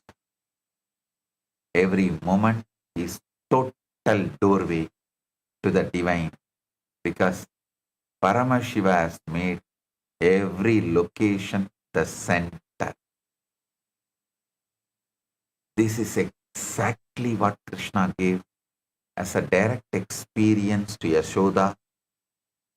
When Yashoda looked into the mouth of Krishna, she saw the entire Brahmanda, the whole universe, multiple galaxies, and parallel universe of seeing one more Yashoda inside the mouth of Krishna, seeing the Brahmanda. Anyone who lives around me or lived around me will know every day when I settle from Samadhi and open my eyes, the first thing I do is I will look into the palms. In Sanskrit, we call it Karadarshana. Even as a young boy, I had this as a routine. The first thing I do as soon as I wake up is I'll first have darshan of Arunachala. I'll not open my eyes till then. As soon as I see Arunachala, I look into my palms. Once one of my cousin sisters had come to stay in our house and for some festival, some Tiruvizha, celebrations, what was happening in the temple. She was so curious about what I was seeing on my palms. She used to keep asking, Swami, show me also. What is there in your palms that you keep seeing? So one day, when I was looking into my palms, she came and stood next to me. Not only started asking me to show, she was almost like nagging. So I said, all right, see here, and showed her my palm. Suddenly she saw the source of the whole cosmos, Devi, Bhuvaneshwari, Parashakti, exactly the form in which she gave me darshan, and she resides into this being in my palms. She was amazed and wonderstruck. She could not process anything for the next few seconds. She's still alive. She has even spoken about it in one of her reminiscences. She stood there gazing into my palms. Neuroscience reveals predictive processing. Your brain constructs reality through hierarchical layers of interpretation, not by passively receiving it. This is the Advik structure operating in your very cognition. Paramashiva's six-fold technology running as your nervous system, filtering infinite data through tattvas, kalas and bhuvanas. Small video, you can watch it. In the ancient temple settlement of Tiruvannamalai, nestled beneath the sacred fire-born hill of Arunachala. Arunachala, the hill that is no mere hill at all, but Lord Shiva himself, standing eternally as primordial light. There, in that sacred land, the Supreme Absolute, Paramashiva, willed to walk the earth in a form that mortal eyes could behold. He was born as a child of extraordinary effulgence, Supreme Pontiff of Hinduism, BHAGAVAN Nithyananda Paramashivam. Every dawn, in that mystical hour belonging neither to night nor to day, the divine child would awaken upon his simple woven mat, yet his eyes would remain closed. He would walk toward the small wooden window that opened directly to the sacred Arunachala, and there he would slowly open his eyes, and the very first sight to enter his waking vision would be the majestic crest of Arunachala. After beholding Arunachala, he would lower his gaze gently toward his own lotus-like palms. In that same household lived his young cousin's sister. Day after day, she watched her extraordinary brother repeat this mysterious ritual, and within her a question burned constantly. What was he seeing in his palm? After the young girl pleaded with deep sincerity, the avatar slowly closed his palm into a fist. See, Parashakti. It became a luminous gateway, a womb of blazing conscious light.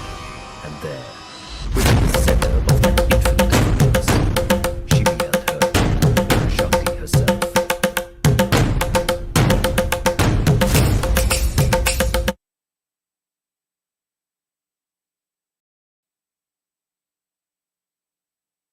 And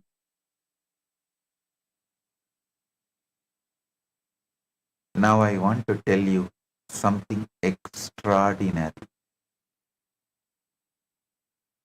To grasp Shuddha Adva, realm of pure, non-atomic, luminous, spiritual energy, before it condenses into the heavy physical universe, we can look at the modern cosmological and astrophysical phenomena as an allegory. First, the pre-Big Bang singularity. This mirrors Shiva Tattva in Shuddha Adva. Before the Big Bang, the universe was an infinitely dense, infinitely hot, pointing, listen carefully, before the Big Bang, the universe was an infinitely dense, infinitely hot, point containing all the potential matter, energy, time, and space completely unified. This represents reality in its most concentrated, unmanifest state. Pure consciousness before a single wave of creation or movement has occurred. Second, the inflationary epoch. This matches Shakti Tattva.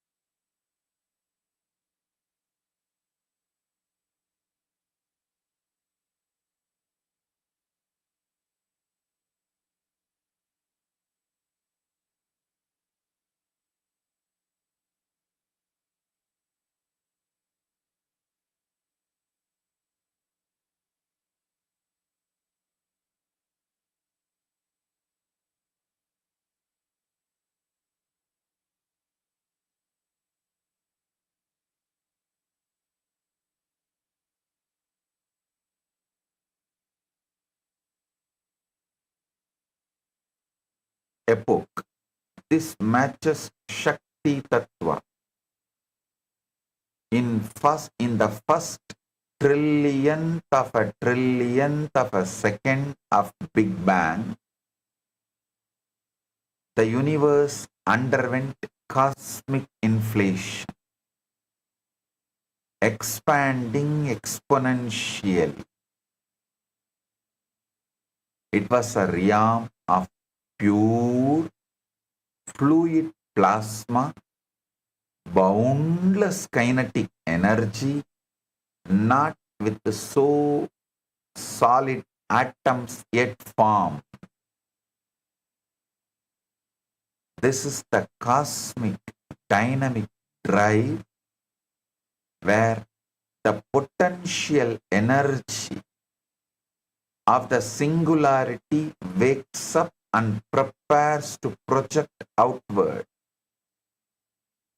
It is pure light and power, entirely free from the gravitational weight of the physical matter. Third, primordial cosmic light, the cosmic microwave background. This represents Sadashiva and Ishvara Tattvas.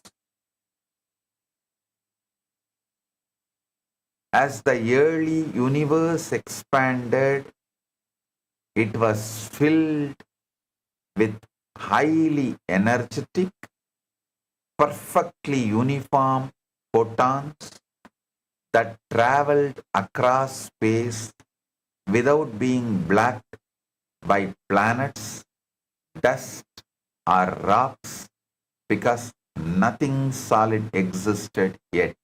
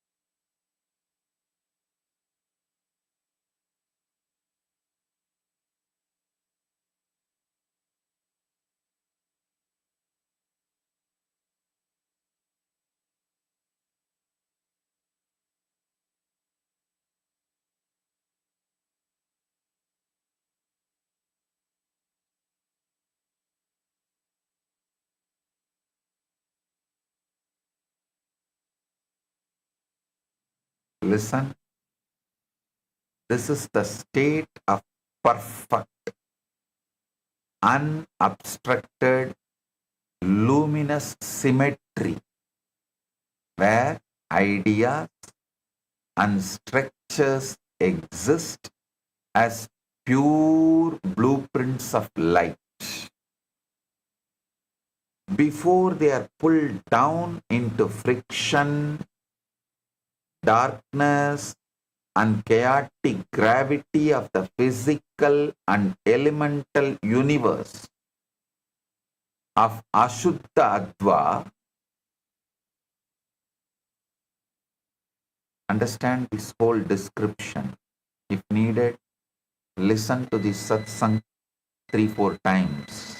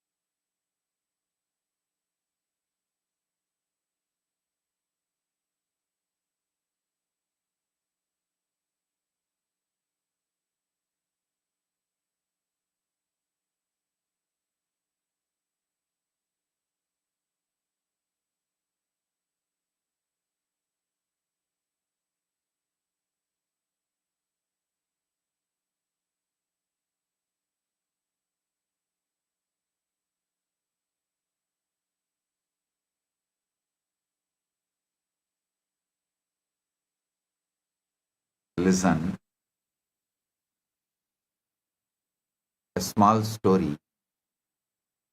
Man was dying of thirst in the middle of the desert. He stumbled upon a small pool of water.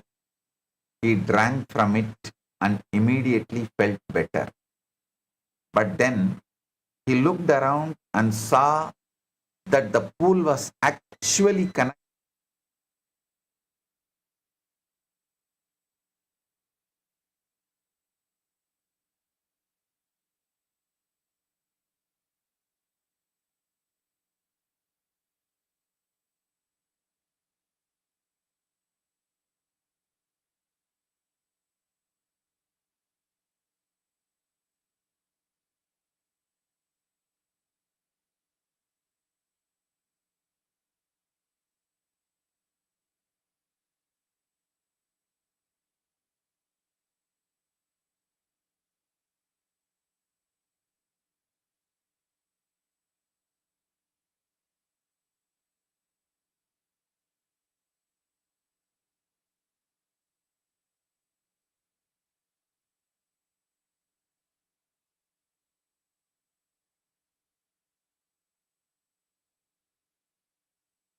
Listen, I was narrating a small story. Sorry for the technical glitch. I'll repeat. A man was dying of thirst in the middle of the desert. He stumbled upon a small pool of water. He drank from it.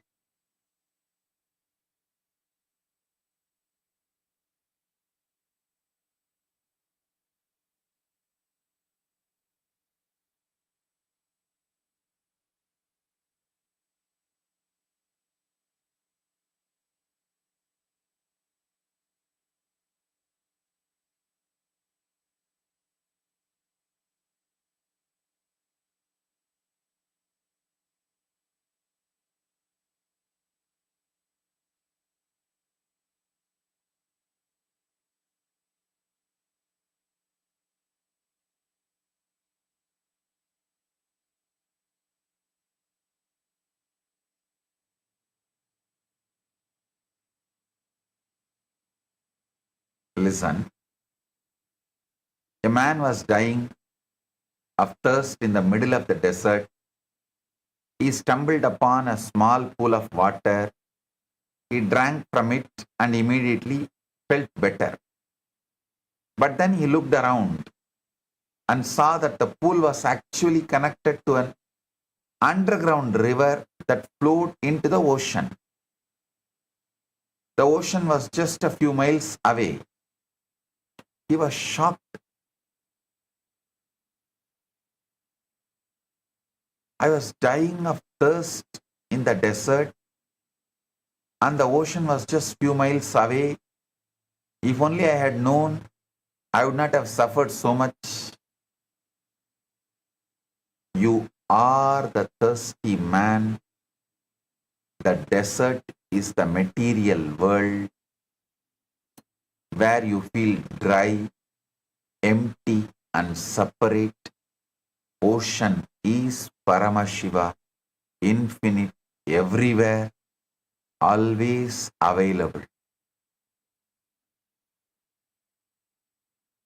But you have been drinking from small pools, tiny moments of happiness, brief pleasures, temporary satisfactions. You don't realize that you are standing on top of a massive underground river that flows directly into the infinite ocean of consciousness. The ocean is available right now, right beneath your feet.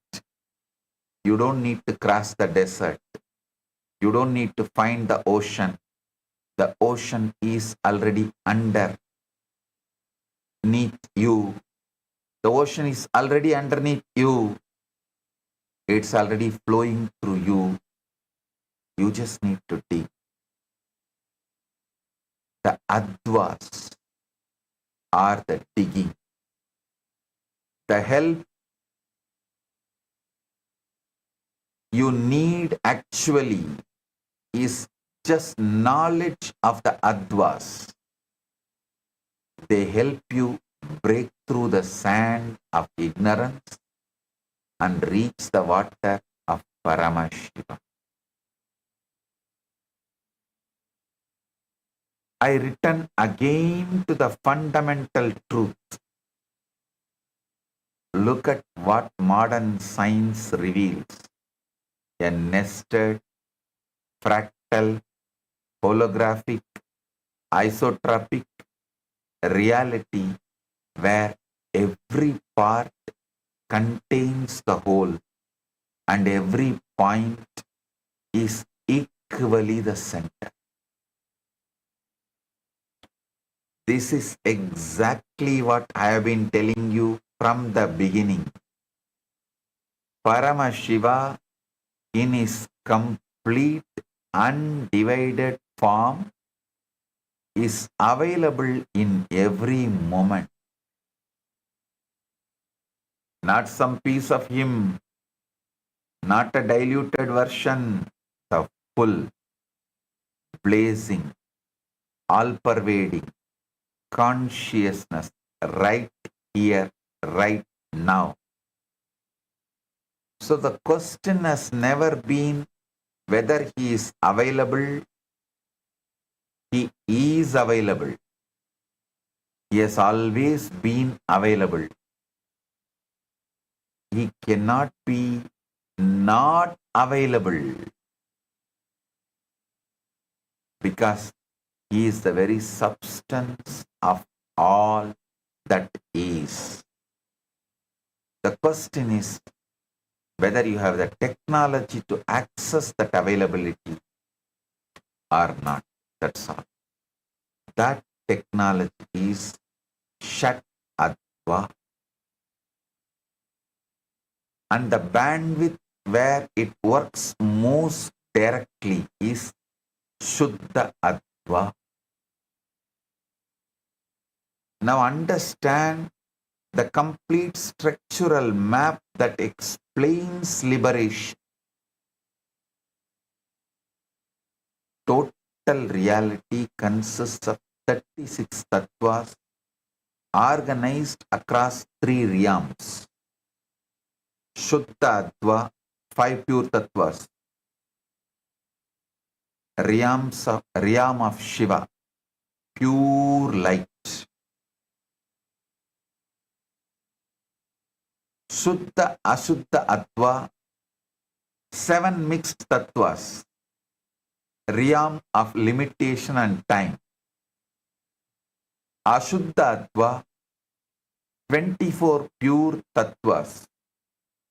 Realm of mind, senses and matter. The lower 31 tattvas, 24 impure plus 7 mixed. These are the layered knots of body, senses, time, karma, limitation and ignorance that keep the soul rotating in bondage. I'll be expanding in further satsangs in detail about these 3 types of advas and 36 tattvas. Now understand, transcending them is the process of moving into permanent Shuddha Tattva consciousness.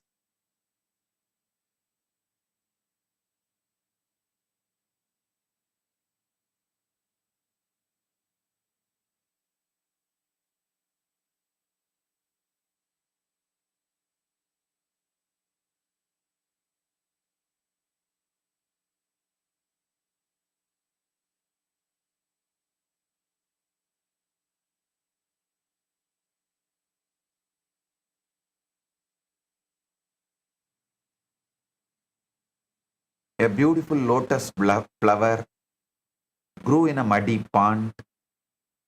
The lotus was pure, white, fragrant, untouched by the mud, despite growing from it.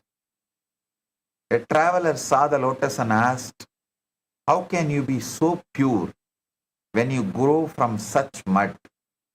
The lotus replied, "The mud is where I grow, but it is not what I am. I am the lotus. The mud nourishes me, but I transcend it. I reach towards the sunlight, not the mud." Ashuddha Adva is the mud, the 24 impure tattvas of body, senses and matter. It is where you start, but it is not who you are.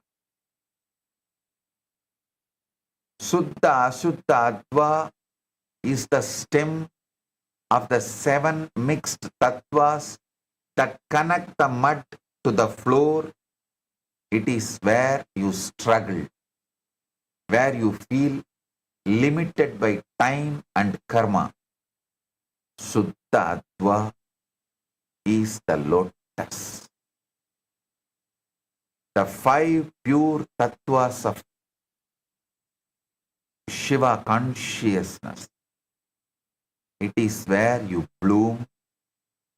It is where you are pure, untainted and luminous. You are the lotus. You may be growing in the mud of the material world. You may be pushing through the stem of the time and karma, but your ultimate nature is the flower, pure, fragrant and reaching towards the light. The lotus does not become the flower. It is already is the flower, just waiting to bloom. Similarly, you don't become Paramashiva. You are already are Paramashiva. You already are Paramashiva, just waiting to recognize it.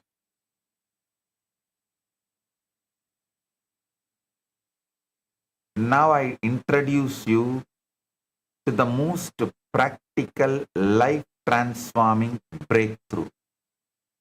Shuddha Adva. Shuddha Adva is the pure Shiva, transparent bandwidth of reality, the zone where any act, however small, can directly reveal Paramashiva without distortion, without the veils of separation. Shuddha Adva is not some higher world you reach after death or after years of tapas. No. It's a higher way of reading your current reality right now. A different frequency of perception, where consciousness is still recognized as divine and not yet heavily filtered by Maya. In the Ashuddha, contracted way of reading reality, an act becomes a habit. A habit becomes an identity, and the identity becomes a prison of suffering.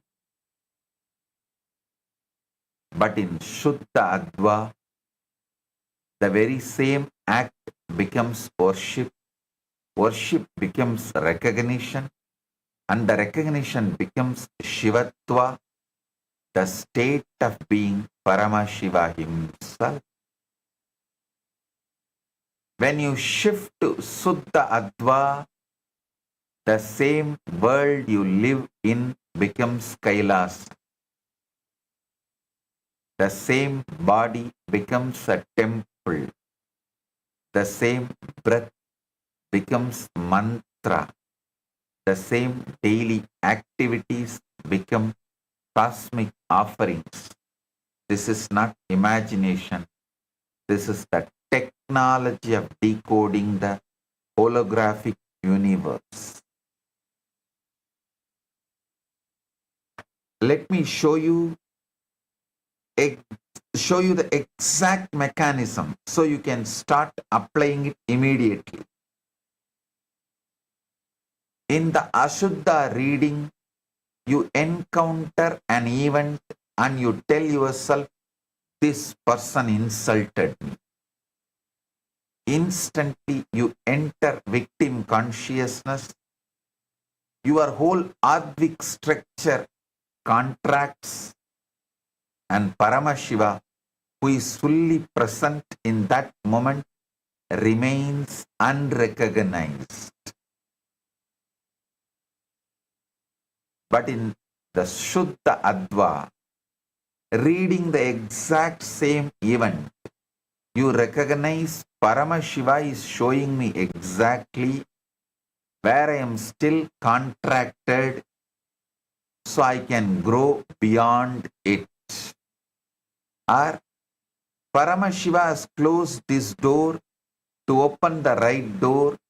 His divine intelligence is guiding me. Suddenly the same event becomes a direct communication with the divine. In Shuddha Adva, every Varna vibrates with Shiva, recognition. Every mantra becomes his voice speaking inside you. Every pada becomes a revelation of his cosmic meaning.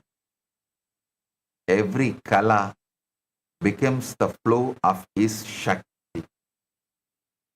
Every tattva becomes his living principle.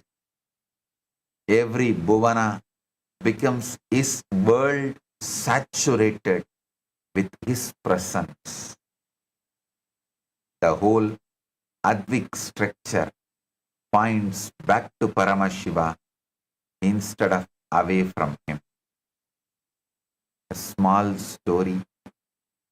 Two men in the storm.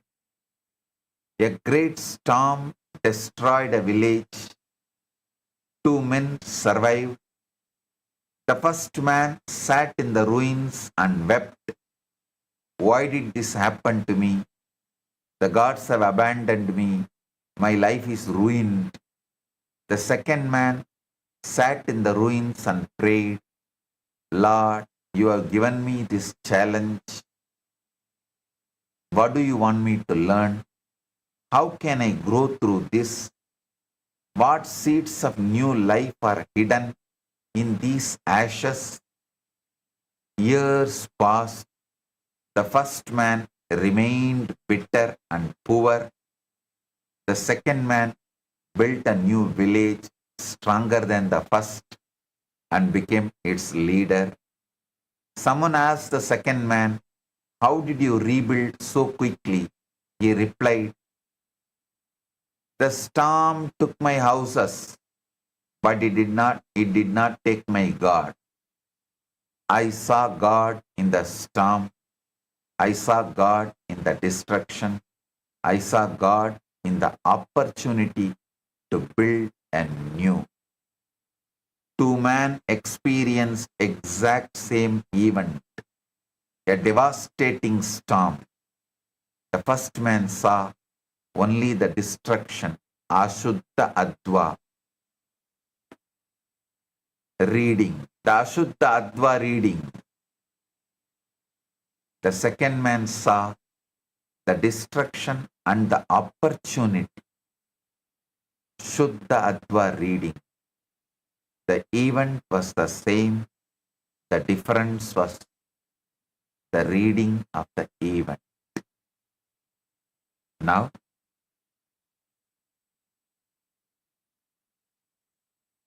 I am repeating this truth from a different angle so it penetrates you completely. Paramashiva is available in every moment of your life. Not just when you are in temple, but in your kitchen, in your office, in the middle of a crisis, in the peak of joy, in the most ordinary breath. He is always here, always in his full totality.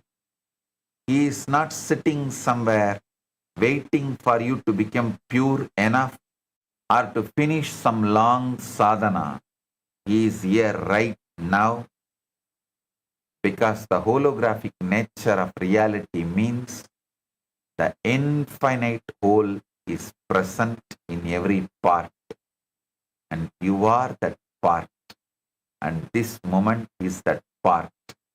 Every breath you take is a compressed cosmos containing the complete Paramashiva. Every thought is a capsule of his intelligence. Every act is a potential doorway to total liberation. You do not need another universe. You need awakened Advik Vish.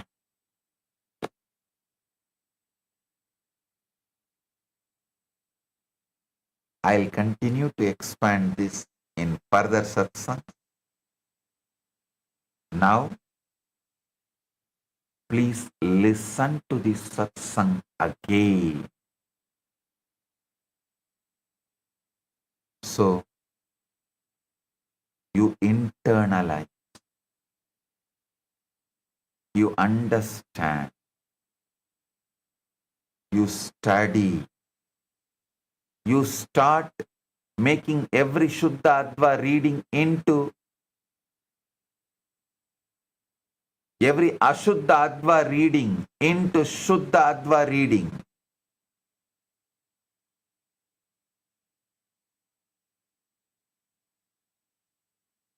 Whenever things happen in your life, anything happening in your life, even now, instead of doing Ashuddha Adva reading of this moment, do Shuddha Adva reading of this moment.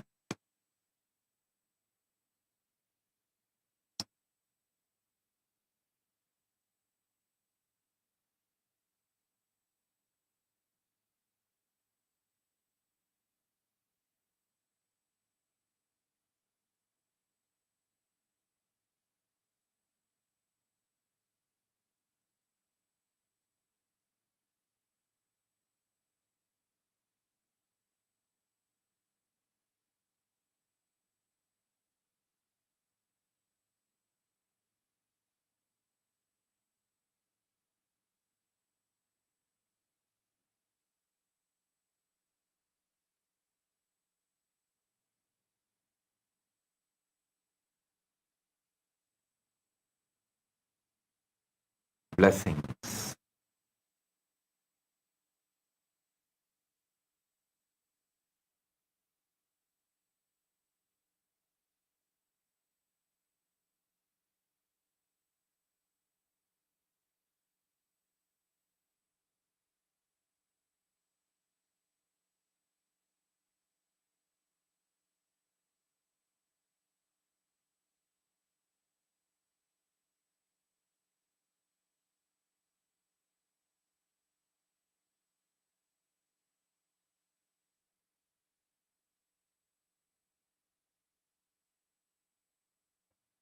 Two beautiful digital gifts for all of you.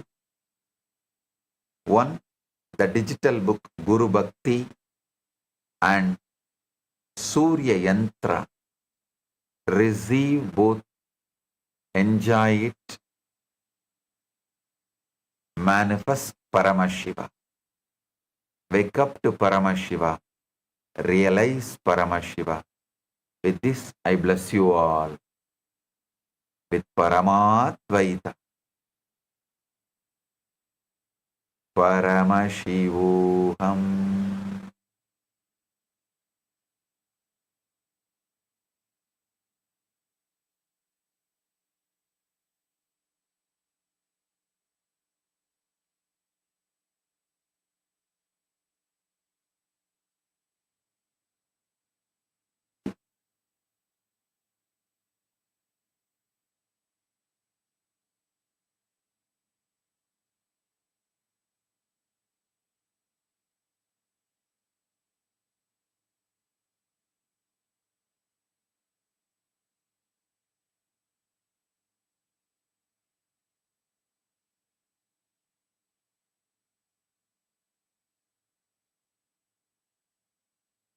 blessing.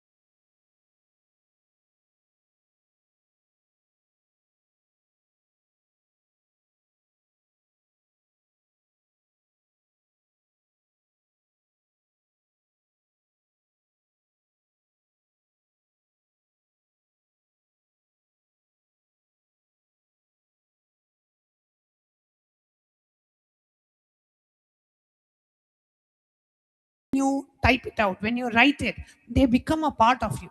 And this is type it out. When you write it, they become a part of you. And this is type it out. When you write it, they become a part of you.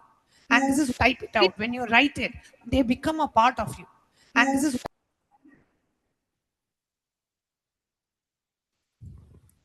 And that's one of the powerful techniques Swamiji gave for Ekasanta Grahya. He says, just listen to the satsang, and after the satsang, whatever comes up in you, just keep writing, just keep writing. So, as a part, as a way to practice that Ekasanta Grahya, being able to just receive, just listening to it once, being able to imbibe it completely, right after the satsang. Without looking at the notes, without looking at any pointers, whatever you remember, just keep typing it as your feedback under the live feed, as a comment under the live feed. That's the best way for you to practice and for you to manifest the power of Ekasanta Grahya, where you listen and you are able to cognize every single point that Bhagavan revealed in the satsang today. So that being said, we'll now be doing entering into a very quick round of power manifestation, because anytime you receive these tools, anytime you sit in the presence of Swamiji, today literally it was almost 2.5 hours, we got to experience that live presence of Swamiji. So we are all pregnant with that super conscious energy of the avatar. Now let's use it to manifest these powers. Yes. So today for all the participants, today we are going to be manifesting the power of remote vision. So what exactly we're going to be doing? We're going to be projecting a longitude, latitude of a certain place. So what you're going to be doing, you're going to be scanning and revealing the location. Basically, you're going to be seeing that location and describing how that location looks like, okay? So let's now enter into the power manifestation.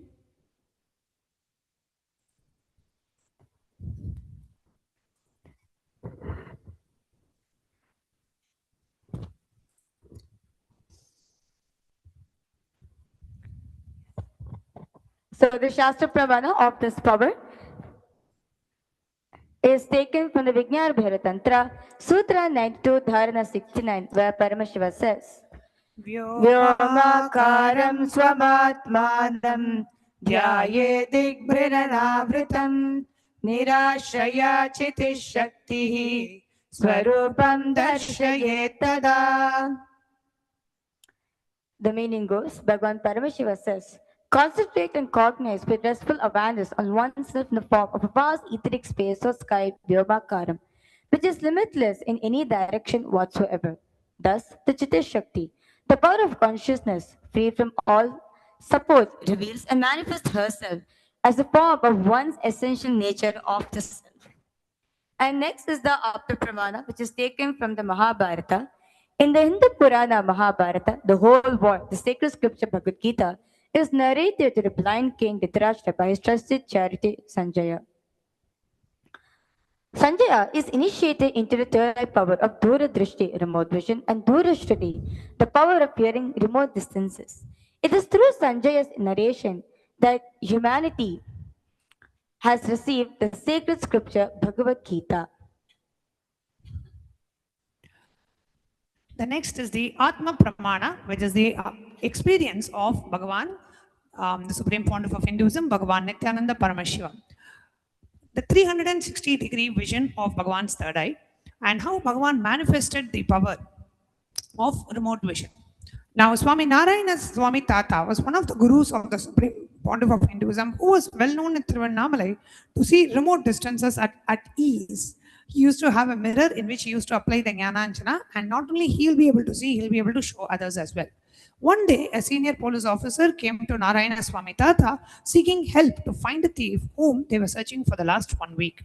Narayana Swami Tata turned to the young avatar and asked Bhagavan to see the whereabouts in the mirror with the Jnananjana applied and show the police officer. The young avatar not only saw the whereabouts of the thief in the mirror, but he was also able to show the same to the police officer, after which the thief was caught in the same location as revealed by the young avatar.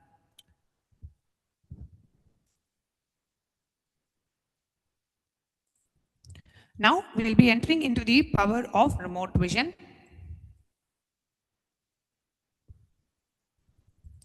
We'll now be projecting a specific location, and we'll be asking you to scan this location.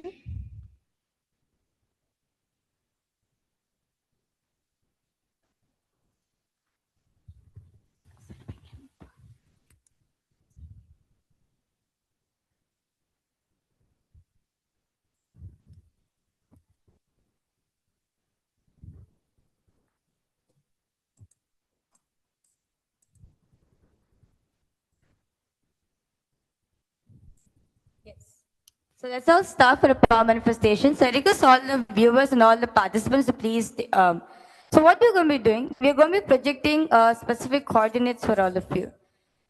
Through the third eye, you're going to be connecting to Swamiji and asking Swamiji to reveal the coordinates of this location.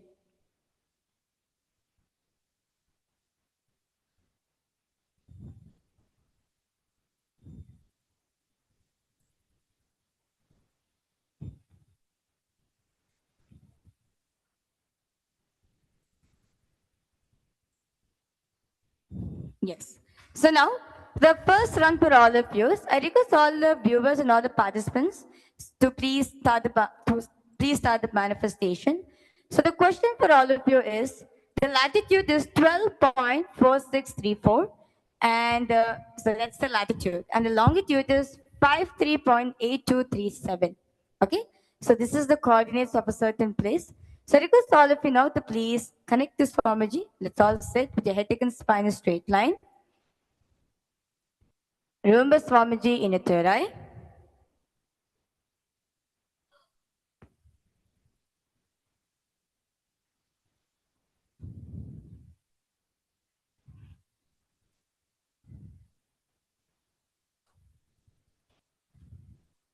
Now,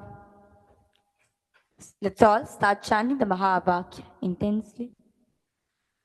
Om Nithyananda Paramashivam.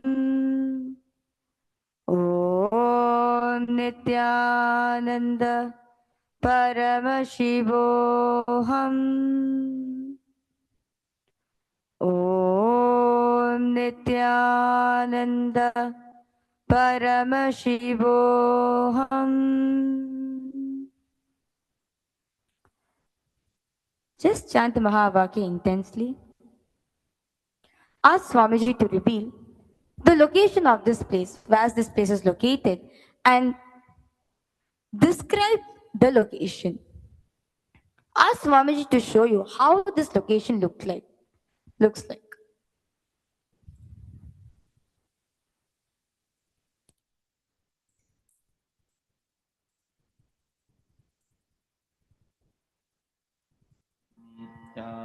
Nithyananda Paramashivoham. Om Nithyananda Paramashivoham. Om Nithyananda Paramashivoham. Om Nithyananda Paramashivoham. Om Nithyananda Paramashivoham. Om Nithyananda Paramashivoham. Om Nithyananda Paramashivoham. Om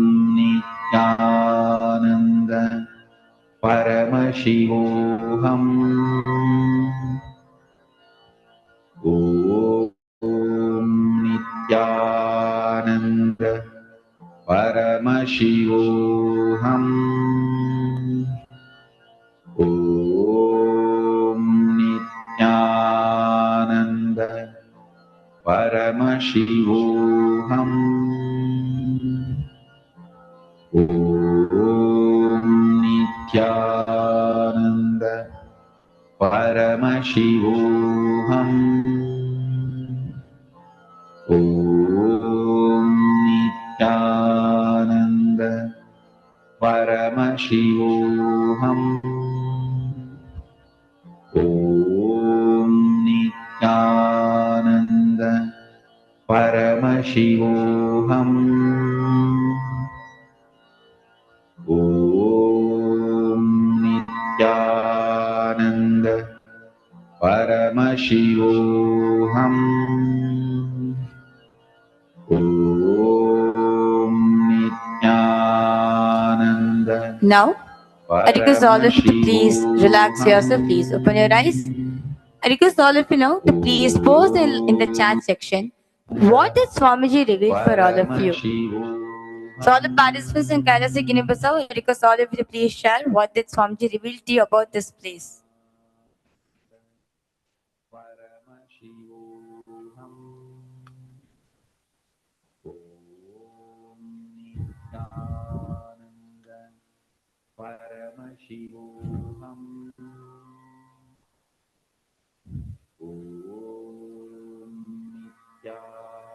It's a desert. Okay, it's a desert. Any place where this area is, like which country?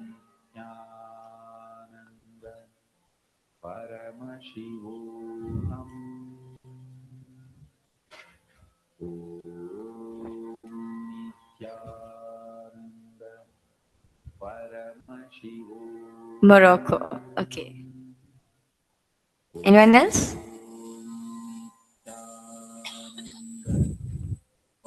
Okay. So now let's reveal the answers for all the participants and all the viewers. So basically, this is the Socotra, the dragon's blood trees. So this is located in Socotra Island in Yemen. And you can see the scenic clues, the umbrella-shaped trees, alien island flora, and sparse rocky plateau. So this is the place, how it looks in that area. So you can see how the trees are very beautifully shaped in the umbrella. So yeah, so this is the answer for this round.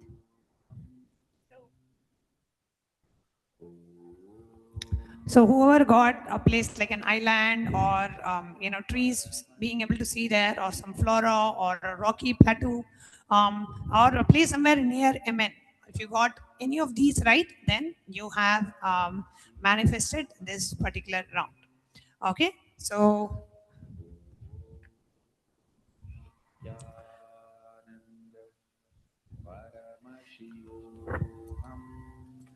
that's the power of remote vision. And we also would like to inform everyone that the upcoming season of Paramashiva Sena is coming up starting on the 1st of July, which is just right about the corner in just a few days. And here in Kailasa Guinea-Bissau, participants have already started arriving for the next season. So the next season is starting on the 1st of July. And those of you who are waiting to join the next season here in Kailasa Guinea-Bissau or in Kailasa Tirunamala, you are most welcome. And the next season after July will be on the 1st of August. So if you miss joining for this season, you can always register for the 1st August season, and you can register by visiting ecitizen.info/PSS. Again, it's ecitizen.info/PSS. And on the 29th of July, we have the very sacred Guru Purnima celebrations, offering of gratitude at the divine lotus feet of our beloved Swamiji.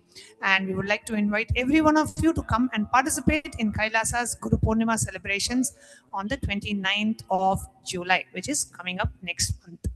With that, we come to the conclusion of today's segment. Hope all of you enjoyed today's satsang. And as Swamiji said, this is a satsang that we need to watch quite a few times to completely understand all the things, all the powerful cognitions and the Paramasatyas Swamiji revealed in today's satsang. Do take a moment to watch this live stream a few times, at least 2 to 3 times, to get a complete understanding of the revelation shared today.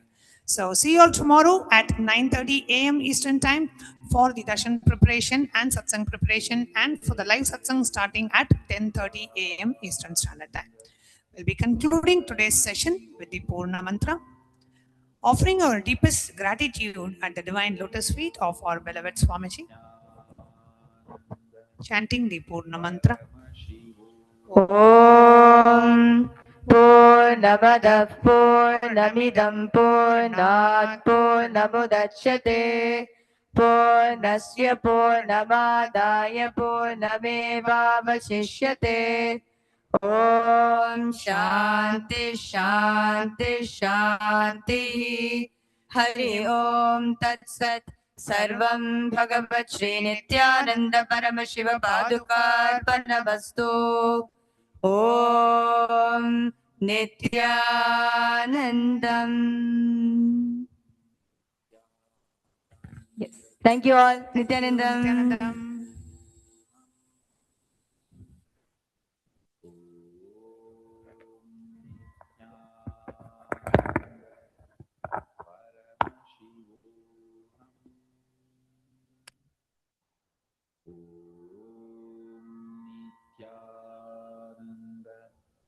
Paramashivam.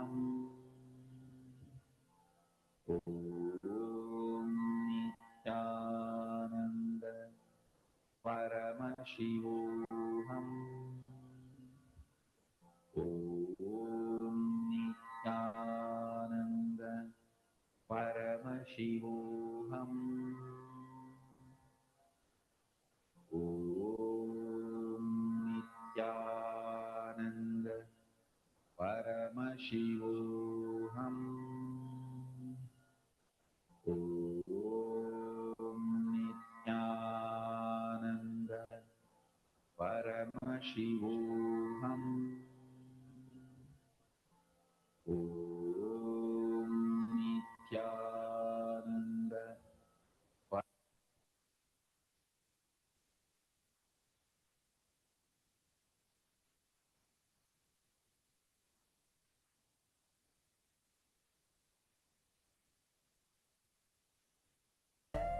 I've been learning the yoga from other sources previously, but the Swamiji's yoga is the only place from all the source is really different. Also enjoying the pure vegetarian, organic, sattvic foods. This actual yoga makes my body more flexible, and Swamiji is teaching me what is intensity, what is integrity, and what is discipline. Before coming, I twisted my left wrist during basketball game, and I barely can use my left hand. After few training, my hand can sustain my body weight, and now everything looks normal for my left hand. Starting early in the morning with some yoga to move the body, then puja to move the spirit, then these talks that really dive into my subconscious mind to really get into these root patterns of my life and to really release that emotional charge once and for all for my being. In day 28, I am complete. The biggest breakthroughs for me were like completion with my social circle, like my parents and relationships. So I really felt deep healing experiences. Also, I kind of manifested different powers. For example, I could do remote vision. Another thing that I manifested was body scanning. I would say the last thing that really touched me was how everything is so kind of personal. The whole experience, like people really attend to you, they care about you. You're not just a number in a program, but you're treated like a real being. So I really appreciate that. Everybody has wonderful breakthroughs and experiences. Life-changing process once you have joined. I would recommend this to anyone who wants to make a big shift in his life, a big change. Not even just like growth, but for personal transformation and breakthroughs, because this program just brings you to the next level. If anybody is just tired of being tired and wants to do something new in his life, I encourage you to come and try PSS. Make it happen for your life. You're not gonna regret it. You're gonna love it and you're gonna do it for yourself.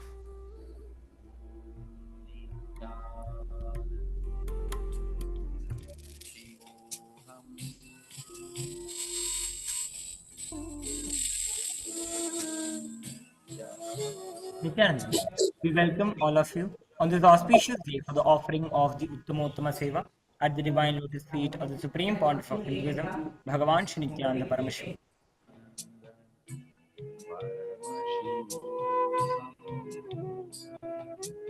We request all the participants to please be seated with their head, neck and spine in a straight line. Remember Swamiji in your Ananda Gandha. As we now begin with the Sadguru Vandana. Nithyanandam Paramasukadam Kevalam Jnanamurtim Dvandvatitam Gaganasadrisham Tattvamasyaadilaksham Ekam Nityam Vimalamachalam Sarvadhi Sakshibhutam Bhavatitam Trigunarahitam Sadgurum Tam Namami Nithyanandeshwara Paramashiva Samarambham Nithyanandeshwari Paramashiva Shakti Madhyamam Nithyananda Paryantam वन्दे गुरुपरम्परां ललाटे त्रिपुण्ड्रे निटिलकृतकस्तूरी तिलकः स्फुरन्मालाधारस्फुरितकटिकौपी नपसनः दधानो दुस्तारं शिरसि फणिराजं शशिकलां प्रदीपः सर्वेषाम् अरुणगिरियोगी विजयते. Will now enter into the Sankalpa for all the Yajamans who offered the Uttamottama Seva at the divine lotus feet of our benevolent Bhagavan. Om नमोपात्त समस्त दुरिदक्षयद्वारा भगवत् श्री नित्यानंद परमशिव प्रीत्यर्थम श्री नित्यानंदेश्वरी परमशिव शक्ति समेत श्री नित्यानंदेश्वर परमशिव प्रीत्यर्थम च अद्य पूर्वोक्त एवं गुण विशेषेण विशिष्टायाम् अस्यां शुभतिथौ श्रूयि वेदान्तयोगीनां याः ह्यां ची श्यां नामधेयस्य ताओ शी छी नाम याः यी वेन्युन् नामधेयस्य जूलिया नाशां नाम याः जॉनी शां नामधेयस्य सकुटुम्बस्य च मनसेप्सित सकलसदभीष्टकाम्यार्थसिद्ध्यर्थं श्री सर्वदेवदेवी स्वरूप भगवत् श्री नित्यानंद परमशिव परिपूर्ण कृपा कटाक्ष सिद्ध्यर्थम्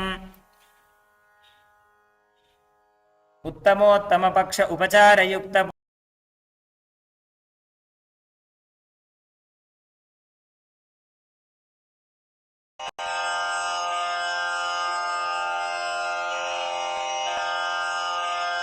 श्री कैलासोन्नतद्वादशान्त श्यामला पीठारूढ श्री मीनाक्षि सुन्दरेश्वरा भिन्न स्वरूप परशिवपुत्र रत्न कुमार गुरुमण्यतुल्यावतार श्री पार्वती स्तन्यपानलब्ध दिव्य ज्ञान विश्रुत सकल निगमागम सारभूत द्राविड वेद प्रवक्त्रे श्रीमत् परमशिव करुणा समधिगत मुक्तामय चतुरश्रयान गीयमान छत्र चामर श्री चिन्ह काहलादि समस्त बिरदावल्यलंकृत ज्ञान विज्ञान चक्रवर्ती सर्वजन संघ सद्यो निर्वाण दीक्षा व्ययापवर्ग वर्ष विश्राण जीमूत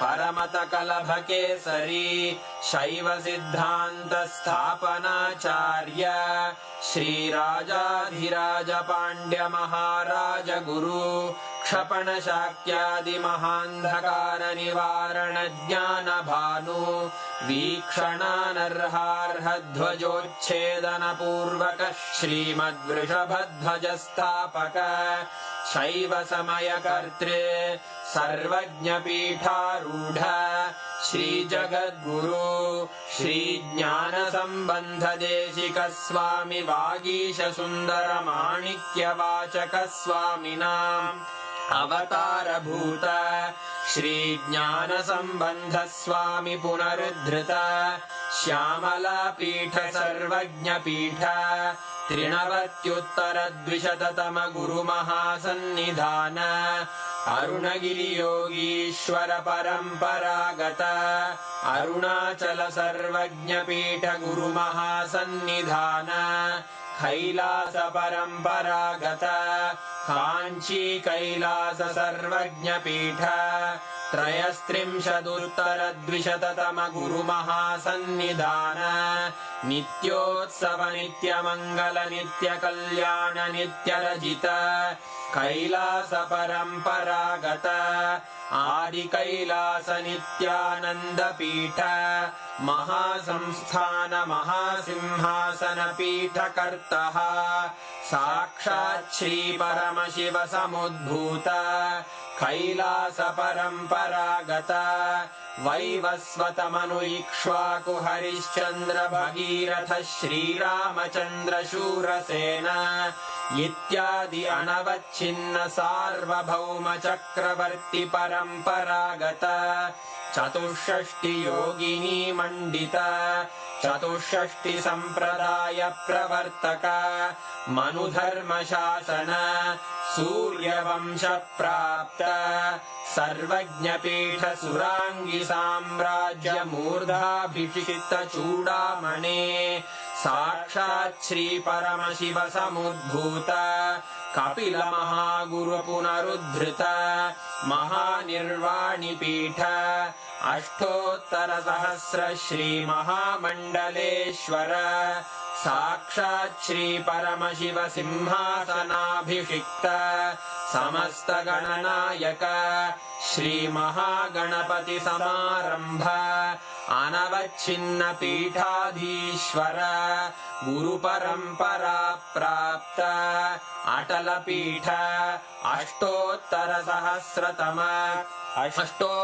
सहस्र श्री अटल पीठाधीश्वर धर्म मुक्ति स्वर्गपुर स्वर्ण पीठ त्रयोविंश गुरु महासन्निधान कैलास परंपरागत आदिपीठ सर्वज्ञ पीठ जगद्गुरो श्री कैलास पुनरुद्धारक श्री कैलास परमाचार्य श्रीमत् परमहंस परिव्राजकाचार्य वर्य सच्चिदानंद प्रणव स्वरूप श्रोत्रिय ब्रह्मनिष्ठ श्रीमज्जगद्गुरु श्रील श्री भगवत् श्री नित्यानंद परमशिव श्री ज्ञान संबंध देशिक परमाचार्य स्वामिन् अत्रागत्य परिपाल्य च अस्मान् विज्ञान वितरणेन विजयी भव